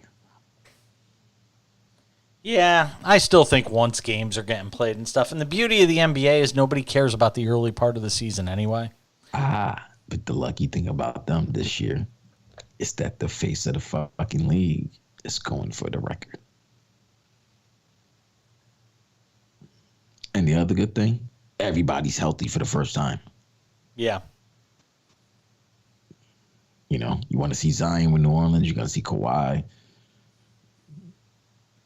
We're about to go into next spring. We're going to go 3 years into this, COVID. So the laws in New York has lessened. Pretty much and Biden pretty much said it, So, yeah, I think the storylines are going to be great. Hope so. Hope everybody's healthy. I like to see what the Lakers are like fully healthy. Matter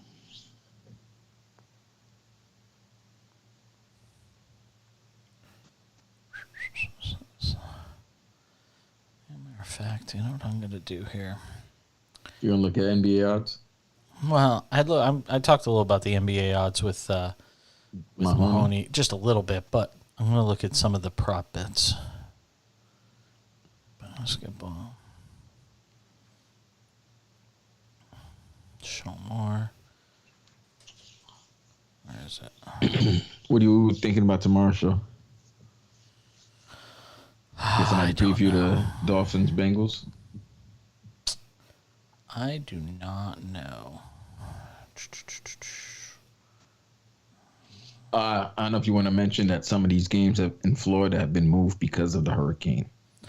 Some college games have been moved to be played on Sunday. Some games have been moved up to be played on Thursday. I believe the Dolphins had to leave tonight instead of tomorrow. Yeah, let me actually. Glad you mentioned that. Let's see.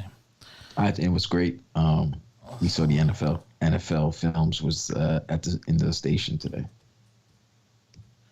You what? NFL Films was at the station today. They were filming. Yeah, they were getting stuff for the Thursday night game. Oh, that's cool.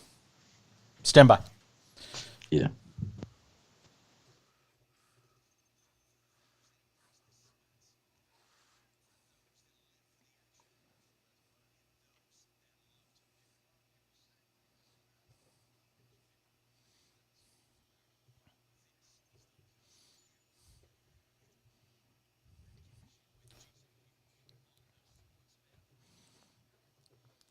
Final hour of a Tuesday night / Wednesday show now for those of you on the East Coast.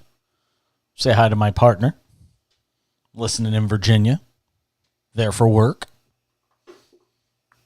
Glad to have you all with us.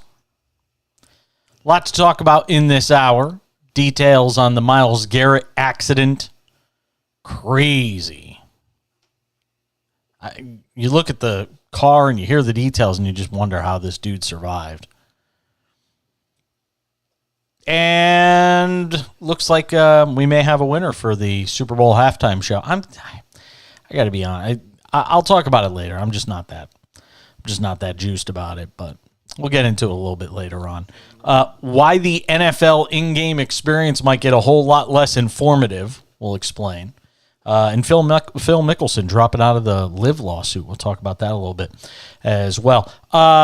Also, Hurricane Ian is playing havoc. I haven't mentioned it during the show, but our executive producer, Vladimir Lewisant, while I'm in Palm Springs, where it might rain once a year, our executive producer, Vladimir Lewisant, is in Miami, which, while not in the bullseye of Hurricane Ian, it is certainly getting the eastern part of the storm, which is never fun. If anybody knows anything about hurricanes, being on the eastern side of the storm is usually considered the dirty side of the storm. And luckily, Vlad is still with us. He is not flown away. I was waiting to hear like NEM, it's a twister. But no, as funny as that is, I'm not outside doing the show. But you're okay. So I would have been. I am out. Yes, I am okay as of now. Okay. But the neighborhood it's getting torn. It's getting torn up, and we getting tornadoes. So, have there been confirmed touchdowns of tornadoes? Yeah. Wow. Yeah.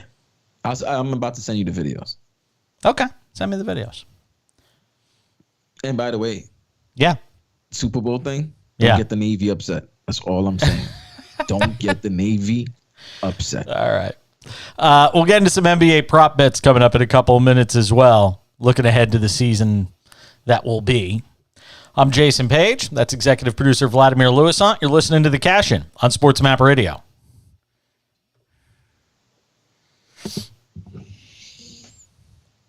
It's perfect, actually. I know why Rihanna's doing it. Why? Her album, they've been waiting for her album to come out. She delayed having the album, then she got pregnant. She had the baby. If she performs at the Super Bowl, which is run by Jay-Z and Rock Nation, then therefore, when the release of her album is just the beginning of her boom. And you're safe with Rihanna, you know women are gonna watch. Yeah. Why, you're not a fan? Yeah, she doesn't do anything for me. Well, it's not supposed to do anything for you. Oh, I mean, there are female musicians that do something for me. She's just not one of them. Well, right. There's male musicians that don't do anything for people. You just gotta watch. Yeah. What did you watch J-Lo and Shakira? I love Shakira. Oh, gee, who doesn't love Shakira? Shakira is awesome. Huge Shakira fan. Just don't get the Navy upset, man. I'm letting you know right now. It's just there's a bunch of entertainers. You don't mess with their hives. You don't mess with their I don't hate her. It's just she just doesn't excite me. That's all. Guess what? You're minuscule in this matter. They don't care about you. It's okay. I get paid to come on the air and give my opinions. I'll say what I think. I'm just saying. Just be careful what you say about don't let the Navy come at you. Hey man, I'm looking out for your well-being, bro. Yeah. I'm looking out for the show's well-being as well. It's all right. It's all good.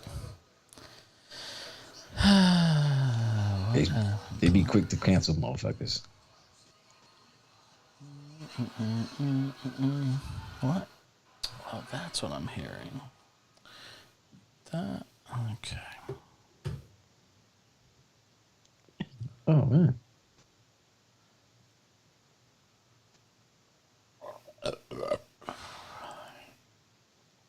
What am I doing inside there?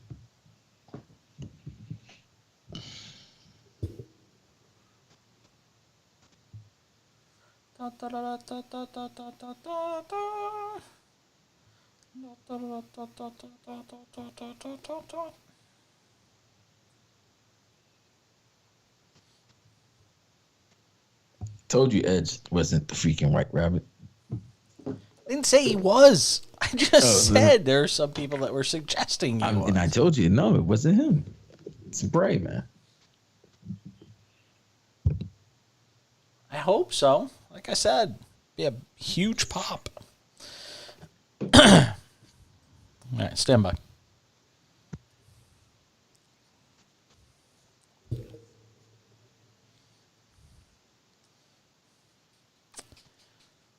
"12 minutes past the hour. Sports Map Radio and the Sports Map Radio app. If you're not following me on Twitter, you should, because you have a chance to win cool stuff if you follow me and just send me a message saying hello. Simple as that. And I don't need you to say hello to make me feel better about myself or anything like that. It's just so I'm able to keep tabs on who the new people signing up to follow our Twitter feed is.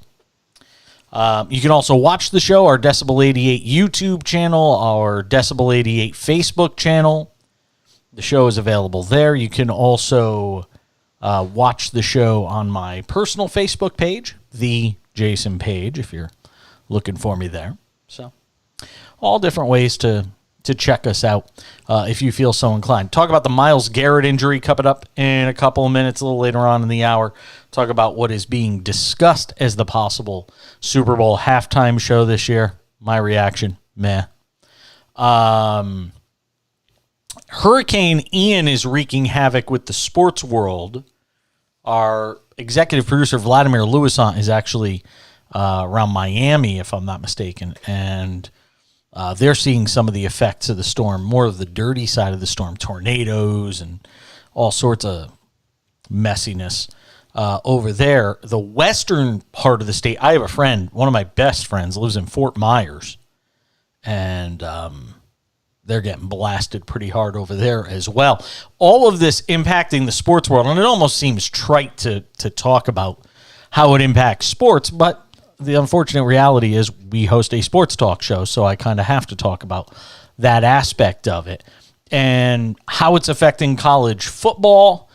South Florida's football game with East Carolina has been relocated to Boca Raton. South Florida 1-3 on the year. East Carolina 2-2. So instead, they're going to play at Florida Atlantic University's Howard Schnellenberger Field on Saturday.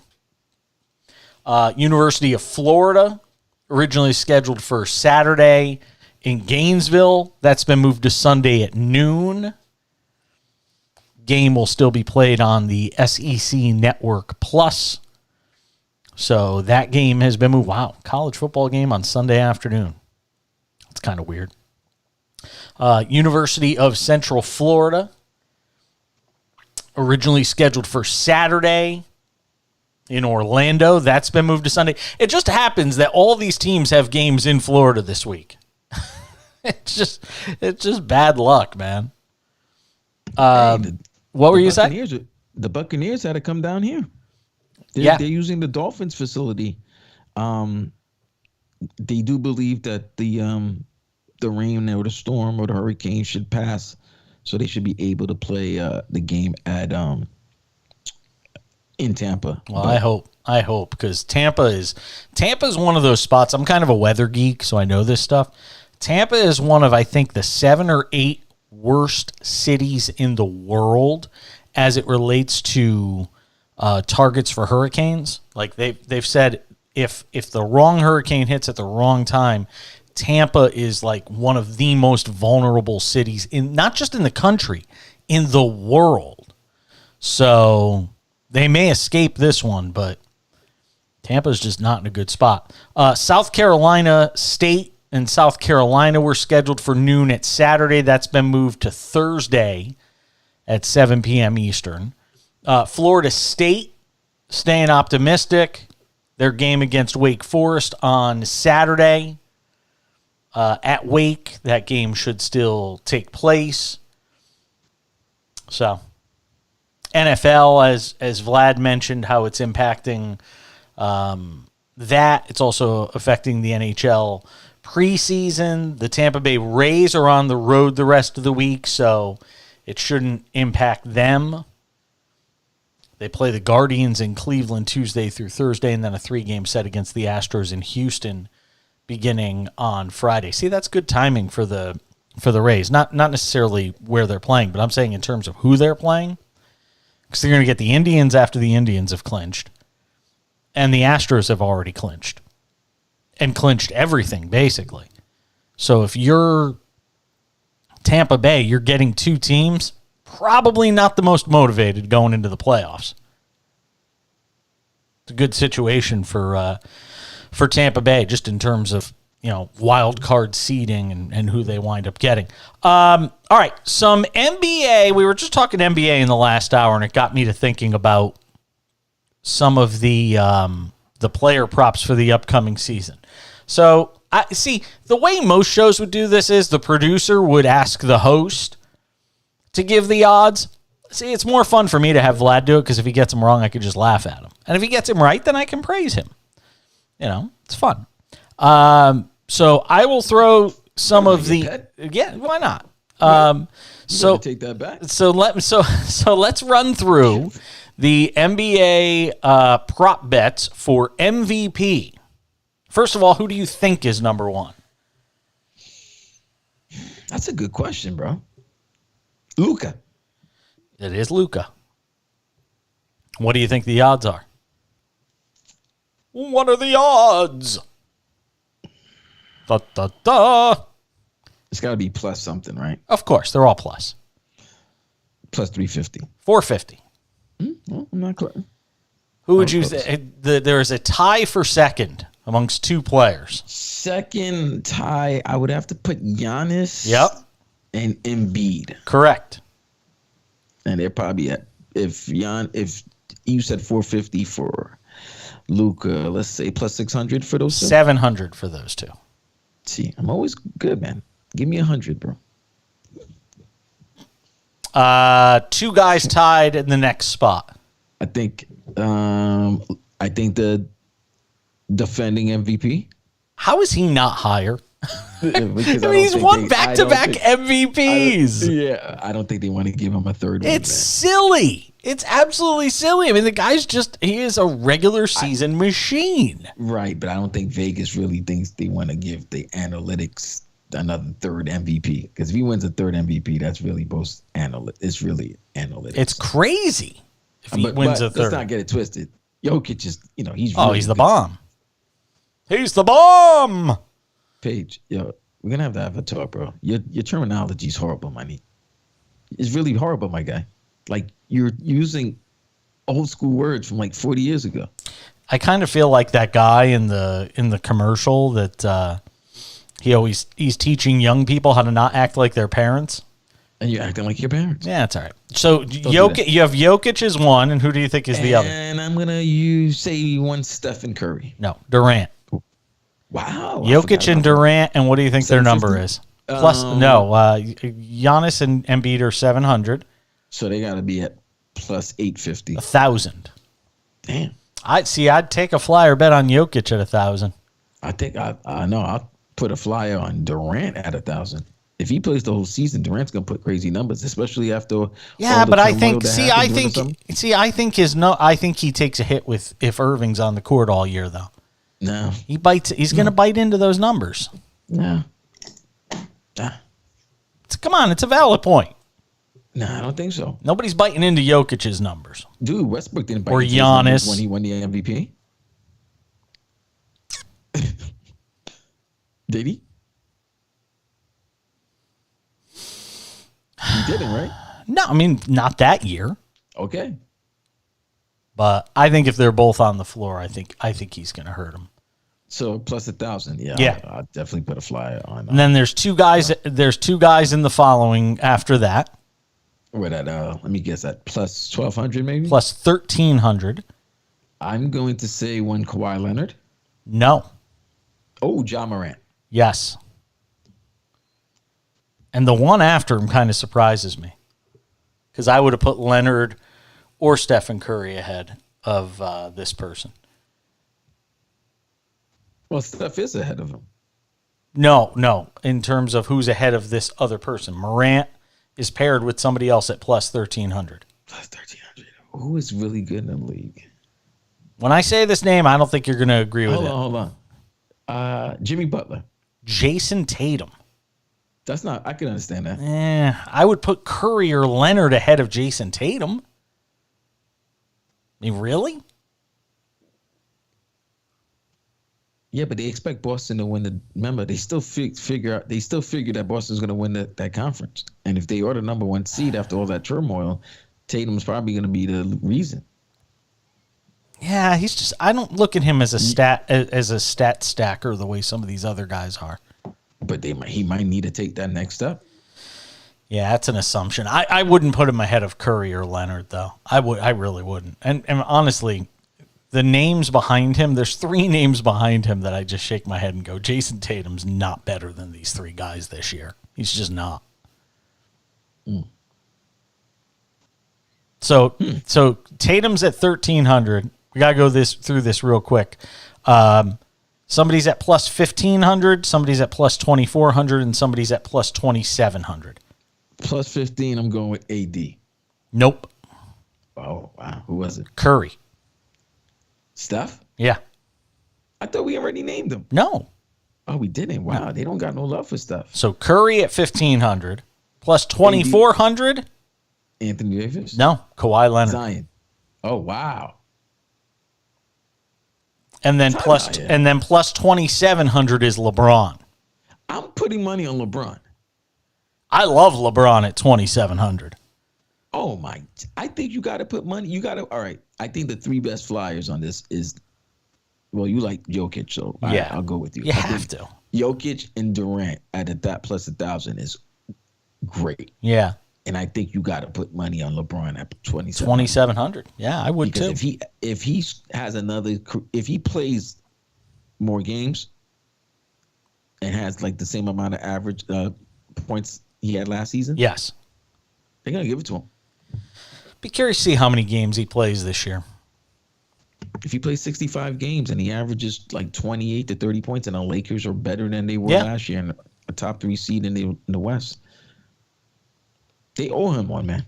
A couple of more I want to get to on this list. Details on the Myles Garrett accident. We'll get to that too. Stick around. Stay with us this hour of the Cash In on Sports Map Radio and the Sports Map Radio app.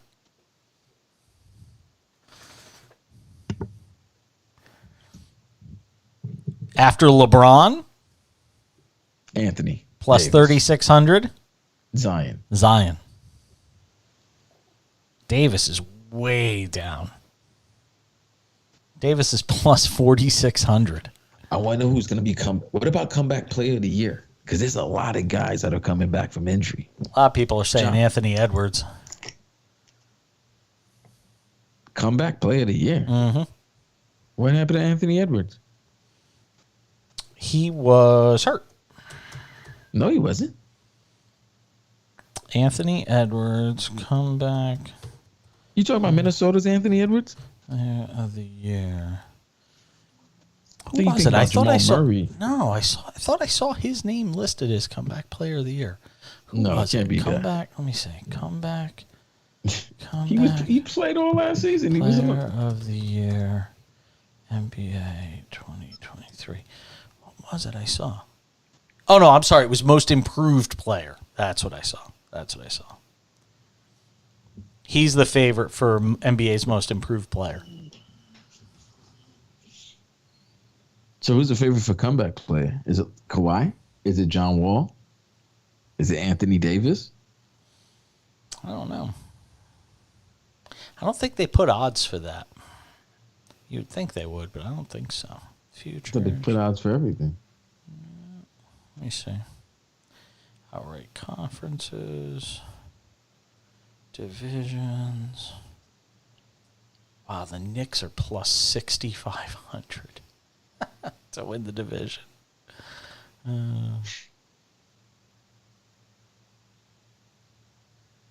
Plus 6,500. Wow.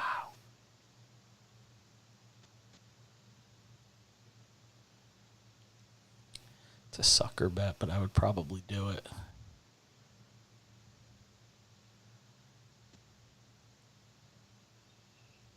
Rookie of the year.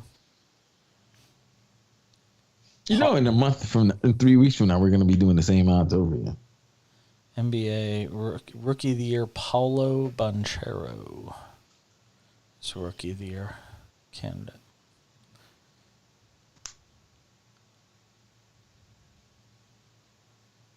Most improved is Anthony Edwards at plus 1,000. You know who comeback's going to be. It's probably going to be Zion. Or John Wall. Yeah.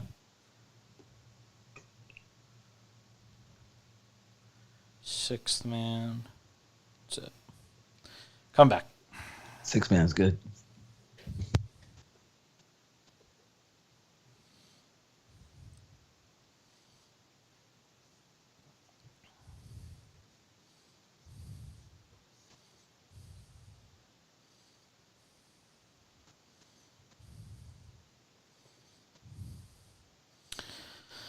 Oh, we got some news to finish out the show with that'll be of interest to some as it pertains to Live Golf. Very interesting story tonight. We'll get to that. Get to the craziness that is the Myles Garrett one-car crash he was in yesterday. Talk about that coming up. Status for this week is up in the air. Just finishing out the MVP talk on the odds for the regular season. We were looking at some guys we would take flyers on. I love Jokic at plus 1,000. I love LeBron at plus 2,700. Yeah, bro. I just don't think they're gonna give a guy a 3-time MVP 3 years in a row. In this time, you know, if Jokic wins 3 MVPs in a row, how many guys have won 3 in a row? Didn't Bird win 3 in a row? I'd have to look it up. I think Bird might have won 3 in a row. NBA players and maybe Mike to win MVP 3 times in a row. It's great radio. Larry Bird was the last to win 3 in a row. You see, not even Mike did it. Not even Mike did it. Nah, Jokic ain't Mike. Let's stop with that. Can't say it that way, though. I mean, I know what you're saying, but you can't. What do you mean? It's relative, but it's relative to the era you're playing in. So to say he's not Mike, you can't do that. The era those guys were playing in. Okay, let's keep it a buck. Like when they weren't trying to give it to the best player in the league. After a while, they got tired. They didn't want to give it to Michael all the time. They didn't want to give it to LeBron. There's a lot of MVPs that certain people have that they deserve. Don't get it twisted. But if you really think about it, it should have gone to the best player in the league at the time. Russell has won. Bill Russell's won it 3 times in a row, 61, 62, 63. Wilt run it 3 times in a row, 66, 67, 68. Bird, 84, 85, 86. And that's it. That's it. Telling me Mike couldn't win in 91, 92, 90. Oh, Barkley won in 92. But, I mean, it's like you said. 96, 97, 98. They gave it 97, 98. They gave it to Karl Malone. Come on, man. I mean, you could have given it every year. I mean, you can do this argument in so many sports. I mean, Bonds could have won it 8 years in a row. Well, think about it then. When Bird won in the 84, 85, and 86, you said he was going against Magic. Magic at least beat him one time. I know it's chalk, but Luka, if Luka's healthy, and that's always a big question mark with him. If Luka's healthy, yeah, that's got an MVP kind of written on it. If he's healthy, which is a big if with him. Healthy, but what? Okay, being healthy and putting up great numbers is great. I mean, but is he winning? Well, that's a playoff. That's a playoff team. Right, but are you a 6 seed or are you a 2 seed? Because to me, if you're a 6 seed and you're putting up those type of numbers, you're not really an MVP. You're just probably just a great player on your team or the best player. So much of it, though, and you know this as well as I do, so much of this is about narratives. And the media builds a narrative, and not to sound like Kyrie Irving here, but the media does build a narrative, and it sort of picks their favorites. And Luka's going to be a guy that gets a ton of time on the air. It's just the way this thing goes sometimes. But see, that's what's kind of interesting to me about Jokic winning 2 in a row, is he's not like a media darling by any stretch compared to some of the bigger stars around the league. Well, it's not as if Denver's on TV every 5 minutes. No, but they're on TV. But yeah, but not a ton. Not compared to some of the other big names in the league. My God, I see practically every Warriors game, and I don't live in the Bay Area. You could say that.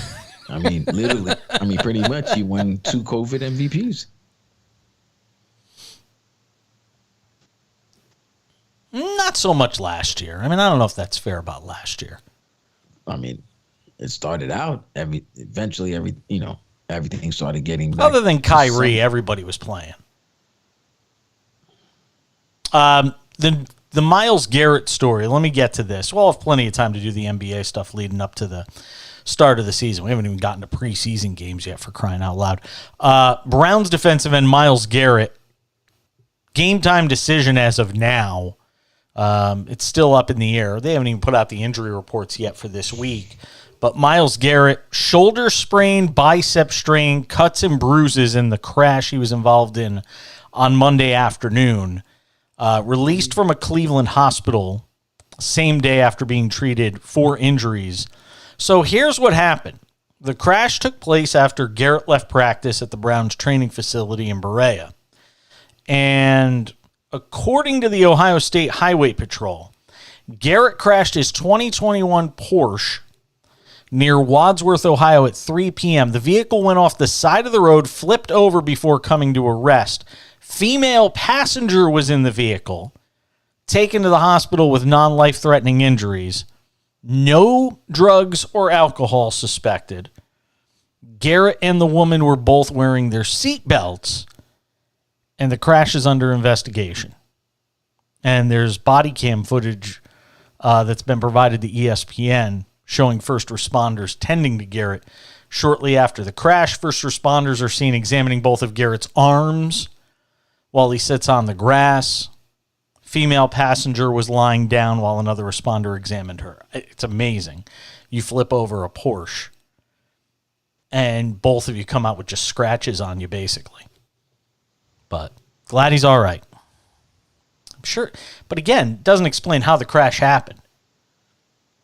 Look, folks, he's not playing on Sunday. Let's just get that out of the way. You don't think so? Listen, you know what they say about the game? It's a car crash every play. Yes, it is. So what do you think? He just came from a car crash? He's going to go put himself in? Come on, man. Well, they can beat Atlanta without him. I'd like to think they can beat Atlanta. And they can also lose to Atlanta. Atlanta's got some weapons out there, man. Love me some Kyle Pitts. Kyle Pitts and Drake London. Those are two big-time mismatches. Yeah, man. I love me some Kyle Pitts. And Patterson. Cordell. He's really good. Swiss Army knife, man. Yeah. He is the NFL's Swiss Army knife. He can catch it. He can run with it. And it's amazing. What's amazing, too, is how long it took for somebody in this league to figure out how to use him. That guy could have gone his entire career just being a mediocre player because God knows he bounced around enough. And nobody figured out how to use him correctly. Well, they were using him as a special teams player, and maybe he finally put the time in. Well, but no, it's teams figured out that there are just certain guys get the ball in their hand in open space. And he's one of those guys. Just get him the ball in open space and let him improvise. Let him do him. You know, not everybody fits into some neat compartment somewhere. We always like to think that players got to fit into a certain category. And Cordero Patterson is one of those guys. He doesn't really fit. He's not, some top-rated wide receiver. He wouldn't be a top-rated running back. But he can help you out on special teams. You can just pitch him the ball in the backfield and say, go, run. And he goes. And occasionally he can catch some balls for you. I mean, it's impressive what he's turned himself into at this stage of his career. Those type of players need the proper coach. Yeah. Well, you need an organization with some vision, too. We'll come back. We'll get into the halftime show and who's being rumored to star in it. Vlad will tell me I need to be nice. The in-game NFL experience about to get a lot more boring, too. I'll explain. I'm Jason Page. It's the Cash-In. Stay with us.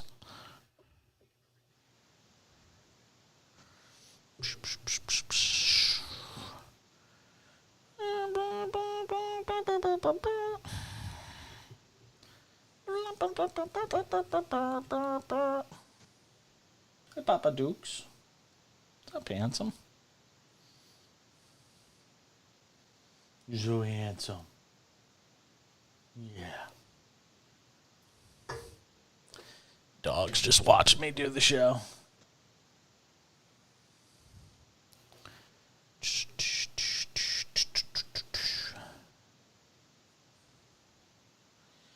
Blah, blah, blah, blah, blah, blah, blah, blah, blah.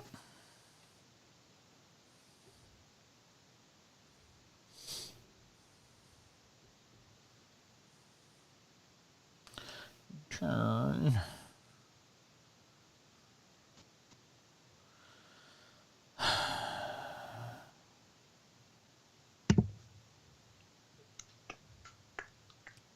I have to say, Little Caesars, for being Little Caesars, was actually quite good. Oh, Jesus. Listen, when you're hungry, man, anything will do. Nah, B. I got love for my stomach. You got love for love. what? I got love for my stomach. I got love for my taste buds.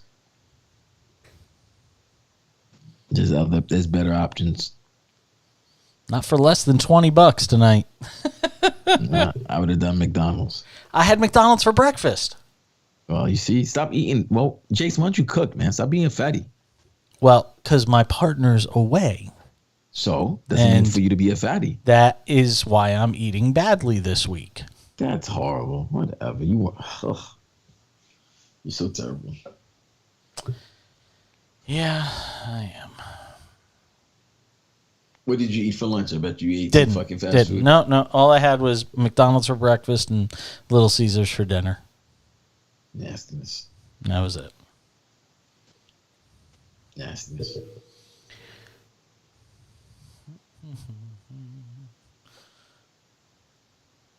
Yeah, I didn't feel like going all the way to Pizza Hut, though.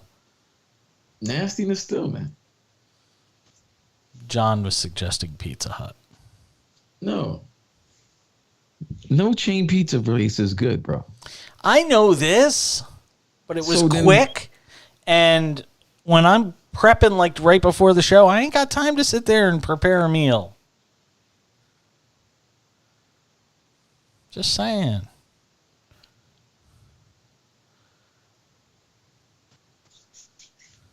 Coming back.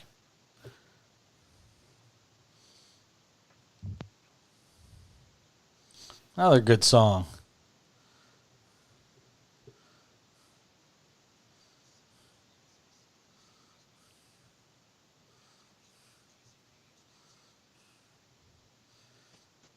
All right, let's finish with a bang, shall we? 3 stories, one of them quite interesting, just breaking within the last several minutes. It is not this one. So the talk is, I'll be the first to admit, I loved last year's Super Bowl halftime show. Brought me back to being in high school. Only rap CD I ever owned. Only hip-hop CD I ever owned, The Chronic. Loved last year's Super Bowl halftime show. Took me back to an interesting place. Interesting time and place, we'll say. This year's halftime show, if what's rumored to be true comes to pass, I'm just kind of I mean, it's not anything that gets me up and out of my seat. I'll probably go and, do something else during halftime this year. Rihanna is reportedly who will be, she was announced as the halftime performer this past Sunday in collaboration with Rock Nation and now Apple Music for the Super Bowl halftime show. So I guess Pepsi's out of the mix. Yeah, Pepsi was last season. So it is Rihanna in the halftime show. And it's fine. I don't have anything against Rihanna. It's just, it's not anything I have ever gone out and bought, or, if she was in concert here in Palm Springs, I wouldn't go see her. Not that she'd probably ever play a venue that's 11,000 seats like the arena here in Palm Springs. No, she'll do Palm Springs. You think she'll do an arena that size? It's just not the arena. She'll do Coachella. Oh, that's right. Yeah, good point. Actually, that's very true. See, you wouldn't catch me dead at Coachella, and I live here, and I wouldn't go to Coachella. It's just an incubus of plague walking around those venues. It's just you're just asking. I mean, you get breathed on and you get an STD. I mean,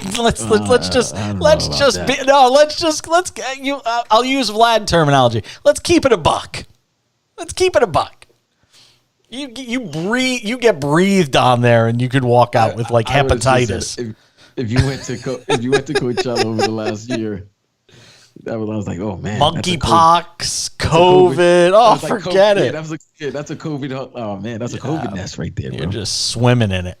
Swimming in it. I've driven by Coachella, but you wouldn't catch me dead at something like that. I don't like. The first problem is I don't like big crowds. I don't know what the phobia is for that.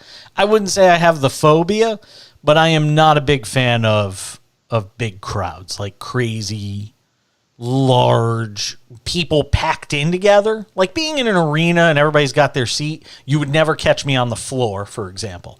Like I'll sit up in the seats. You won't catch me on the floor.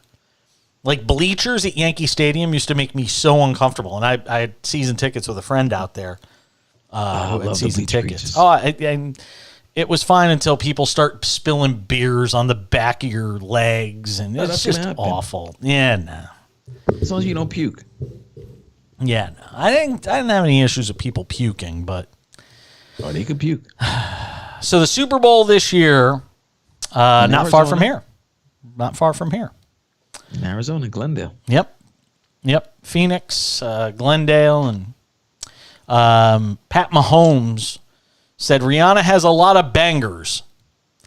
Brittany Mahomes. First of all, can you say that better? What? It's not it's bangers, man. Like I you said bangers. Oh my God. Rihanna has a lot of bangers, said Mahomes. What's wrong with the way I'm saying bangers? My God. Listen, man.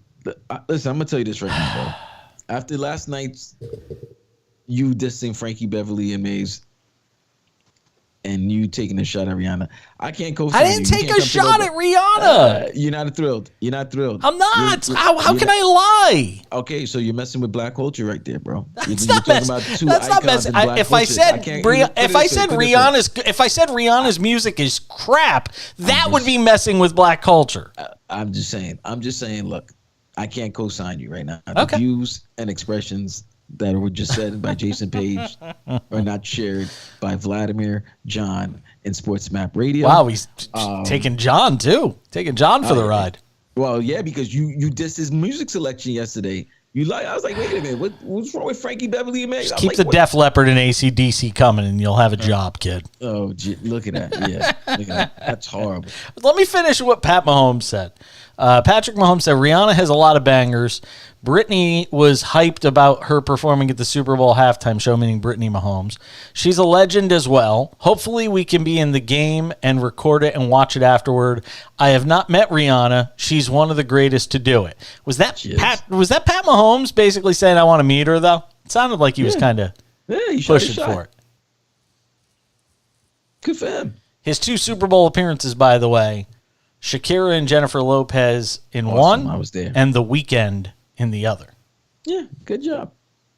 I can't wait. I love to see Rihanna. This is good. I understand what's going on here. But wait, don't you want to know what Tommy Townsend has to think about Rihanna? No.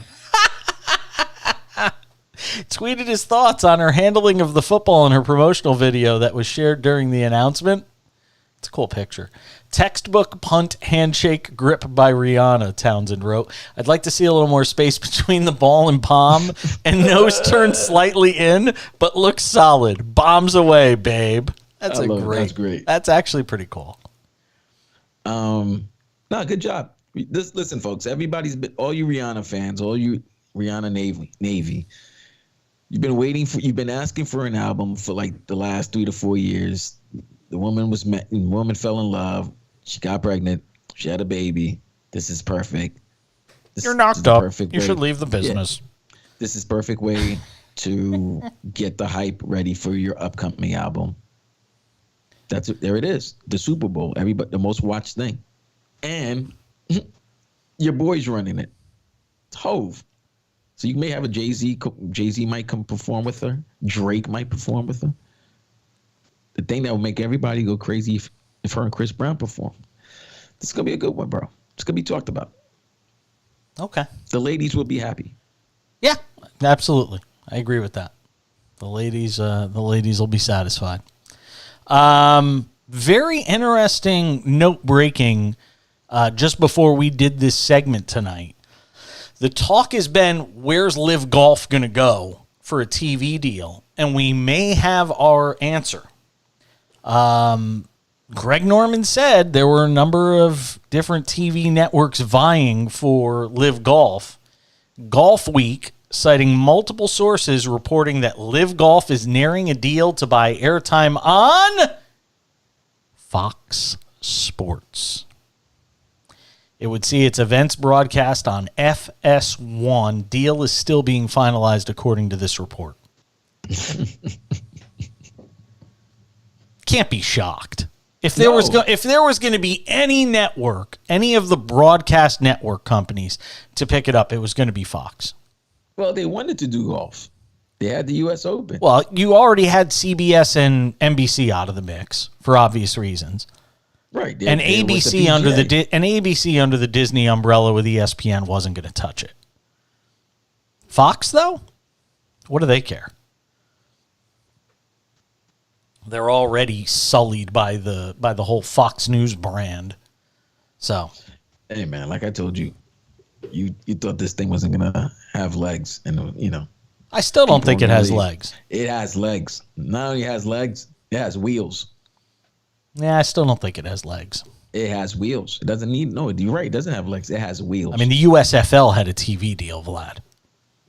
Yeah, but the USFL didn't have great players. No, but it still got a TV deal. But so Liv getting a has great TV deal, players. they have a few. The problem is they have several good players. They don't have full fields. They have 3-day events, and I just don't think people are going to take it seriously. And if you put it up against most PGA Tour events, what I'll be curious to see in the next iteration of this next year is how they schedule their tournaments. Do they schedule their tournaments up against the John Deere and the Valero? If they do that, they'll do okay. But if they go toe to toe with the Memorial, you're not going against or the Players Championship. No, you're not doing that. That's stupid. So then you're a second-rate league. That's what you are, because you can't go up against those. Second-rate leagues can win. Look at AEW. They're not going to win. They're not going to win. They can compete. But look, they'll compete until the Saudis decide that they don't feel like doing it anymore and they pull the plug on it. Well, then good. You got a good chunk. And that's the question: is how long are the Saudis really committed to it? That's the question that nobody can answer, because they're as unpredictable as anybody. Interesting to also note today, Phil Mickelson has pulled out of the Live Golf. He was the biggest name involved in the lawsuit against the PGA Tour, and now Phil Mickelson don't want to be a part of it anymore. Very interesting. The suit was filed August 3rd, had gone through an initial hearing, which the PGA Tour won, that keeps Live golfers from competing in the FedEx Cup playoffs. Very interesting that Mickelson now just says, screw it, I'm done. Over the last 8, well, I think honestly all Mickelson really cares about anyway is, can he get into the majors? And that's a question that still nobody really has the answer to. And I think they're all going to follow the lead of the Masters. I think how the Masters decides to handle these guys is going to tell a lot about what the rest of the majors do. I think none of them have said a thing so far to indicate whether the Live golfers are going to be allowed in these majors. And I think they're all waiting to see how the Masters handles it. Because if the Masters lets them in, I think they're all going to let them in. And we had a guest on Jerry Dulac the other week from the Pittsburgh Post-Gazette, and he covers golf. And he made a valid point. If you're the Masters, how do you keep out past Masters winners? How do you tell Sergio and Dustin and Louis Oosthuizen and all these guys that have green jackets, how are you going to tell them they can't play? Patrick Reed. When your policy has been, if you've won, you've got a lifetime invite. Now, does that mean they let in some of the other guys who haven't won a Masters? I don't know. And maybe that's where they draw the line. Maybe they just say guys that have won the Masters can still compete even if they're on Live Golf. But the rest of you, stay home. Or go do whatever it is you're going to do. Over the last 8 weeks, a handful of Live pros got out of this lawsuit. Carlos Ortiz, Pat Perez, Abe Answer, and Jason Kokrak. When asked why he departed, Perez told SI.com, quote, "I didn't really think it through when joining. I did it to back our guys." So, I'm focused on moving forward and extremely happy being part of Live, Mickelson said. While also grateful for my time on the tour, I'm pleased that the players on tour are finally being heard, respected, and valued and are benefiting from the changes recently implemented. With Liv's involvement in these issues, the players' rights will be protected, and I no longer feel it necessary for me to be a part of the proceedings. So that's what you got out of Phil Mickelson. We'll come back, wrap up this edition of the Cash In on Sports Map Radio.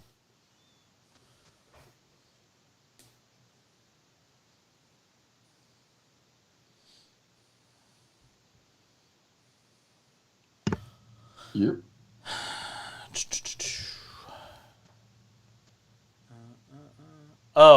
The first hotel that I approached about a trade deal said no today. I'm going to tell you who I'm trying next, by the way. And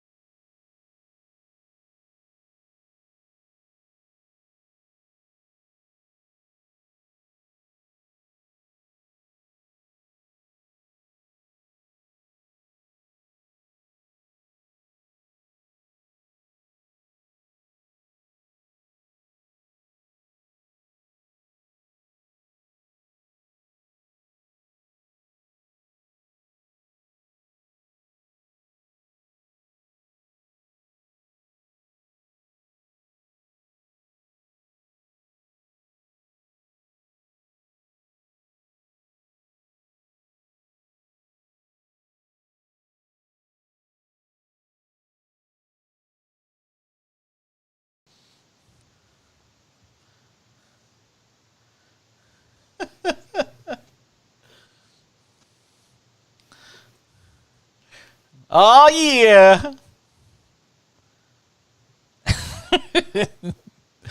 It's Jason, executive producer Vlad, who's probably shaking his head in disgust right now. Oh, I don't know what song yeah. I think it was All I Want to Do Is Zoom, Zoom, Zoom, Zoom, and a boom, boom. Oh, shake your rump. Just rump shake your shaker. rump shaker. Yeah, something like that. Teddy Riley. Check, baby. 1, 2, 3, 4. You know what we got to do tomorrow? We got to do a little college football on the show. Yeah, I was thinking about that. I've been a bit neglectful. Yeah. Go through some of the unbeatens and who's making some noise. We'll do that. We'll do that on USC's making noise. We'll do that on the shoe tomorrow. Seattle losing tonight, getting shut out at home by Texas 5-0. San Diego just took a 3-2 lead on the Dodgers in the Doyers, bottom of the 8th. It's just gone final in Anaheim. The Angels defeated the A's tonight 4-3. Ohtani with 2 hits in that game. Mike Trout, 275 on the year for Mike Trout. I'm just looking to. I got a question. Yeah. You think Aaron Judge is playing tomorrow?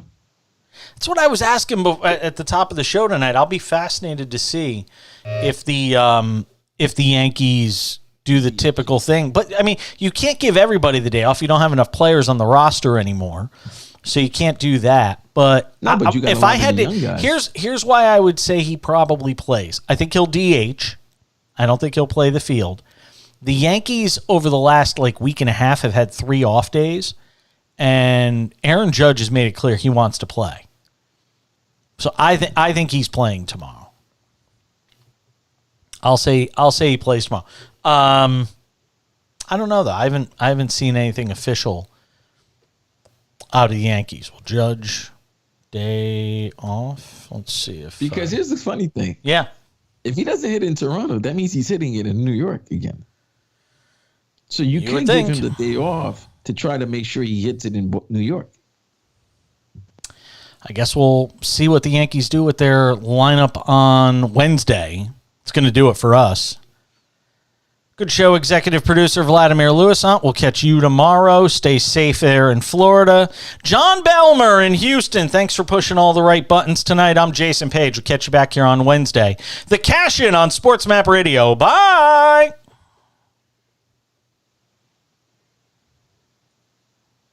Yeah. Yo. So Brian tomorrow and Thursday, and then Austin on Friday, I assume? Okay, cool. Yeah, hopefully they get that internet fixed. All right. Thanks, man. All right. Have a good night. Bye. Yeah, their internet in Houston is down, so they can't do the podcasts. They have one Wi-Fi connection, and it's the one carrying our show. It's crazy. Jeez. Yeah, it's crazy. And I'm literally sitting here right now trying to figure out how I'm going to sell a kidney to come up with the $2,500 I have to pay at the end of the month for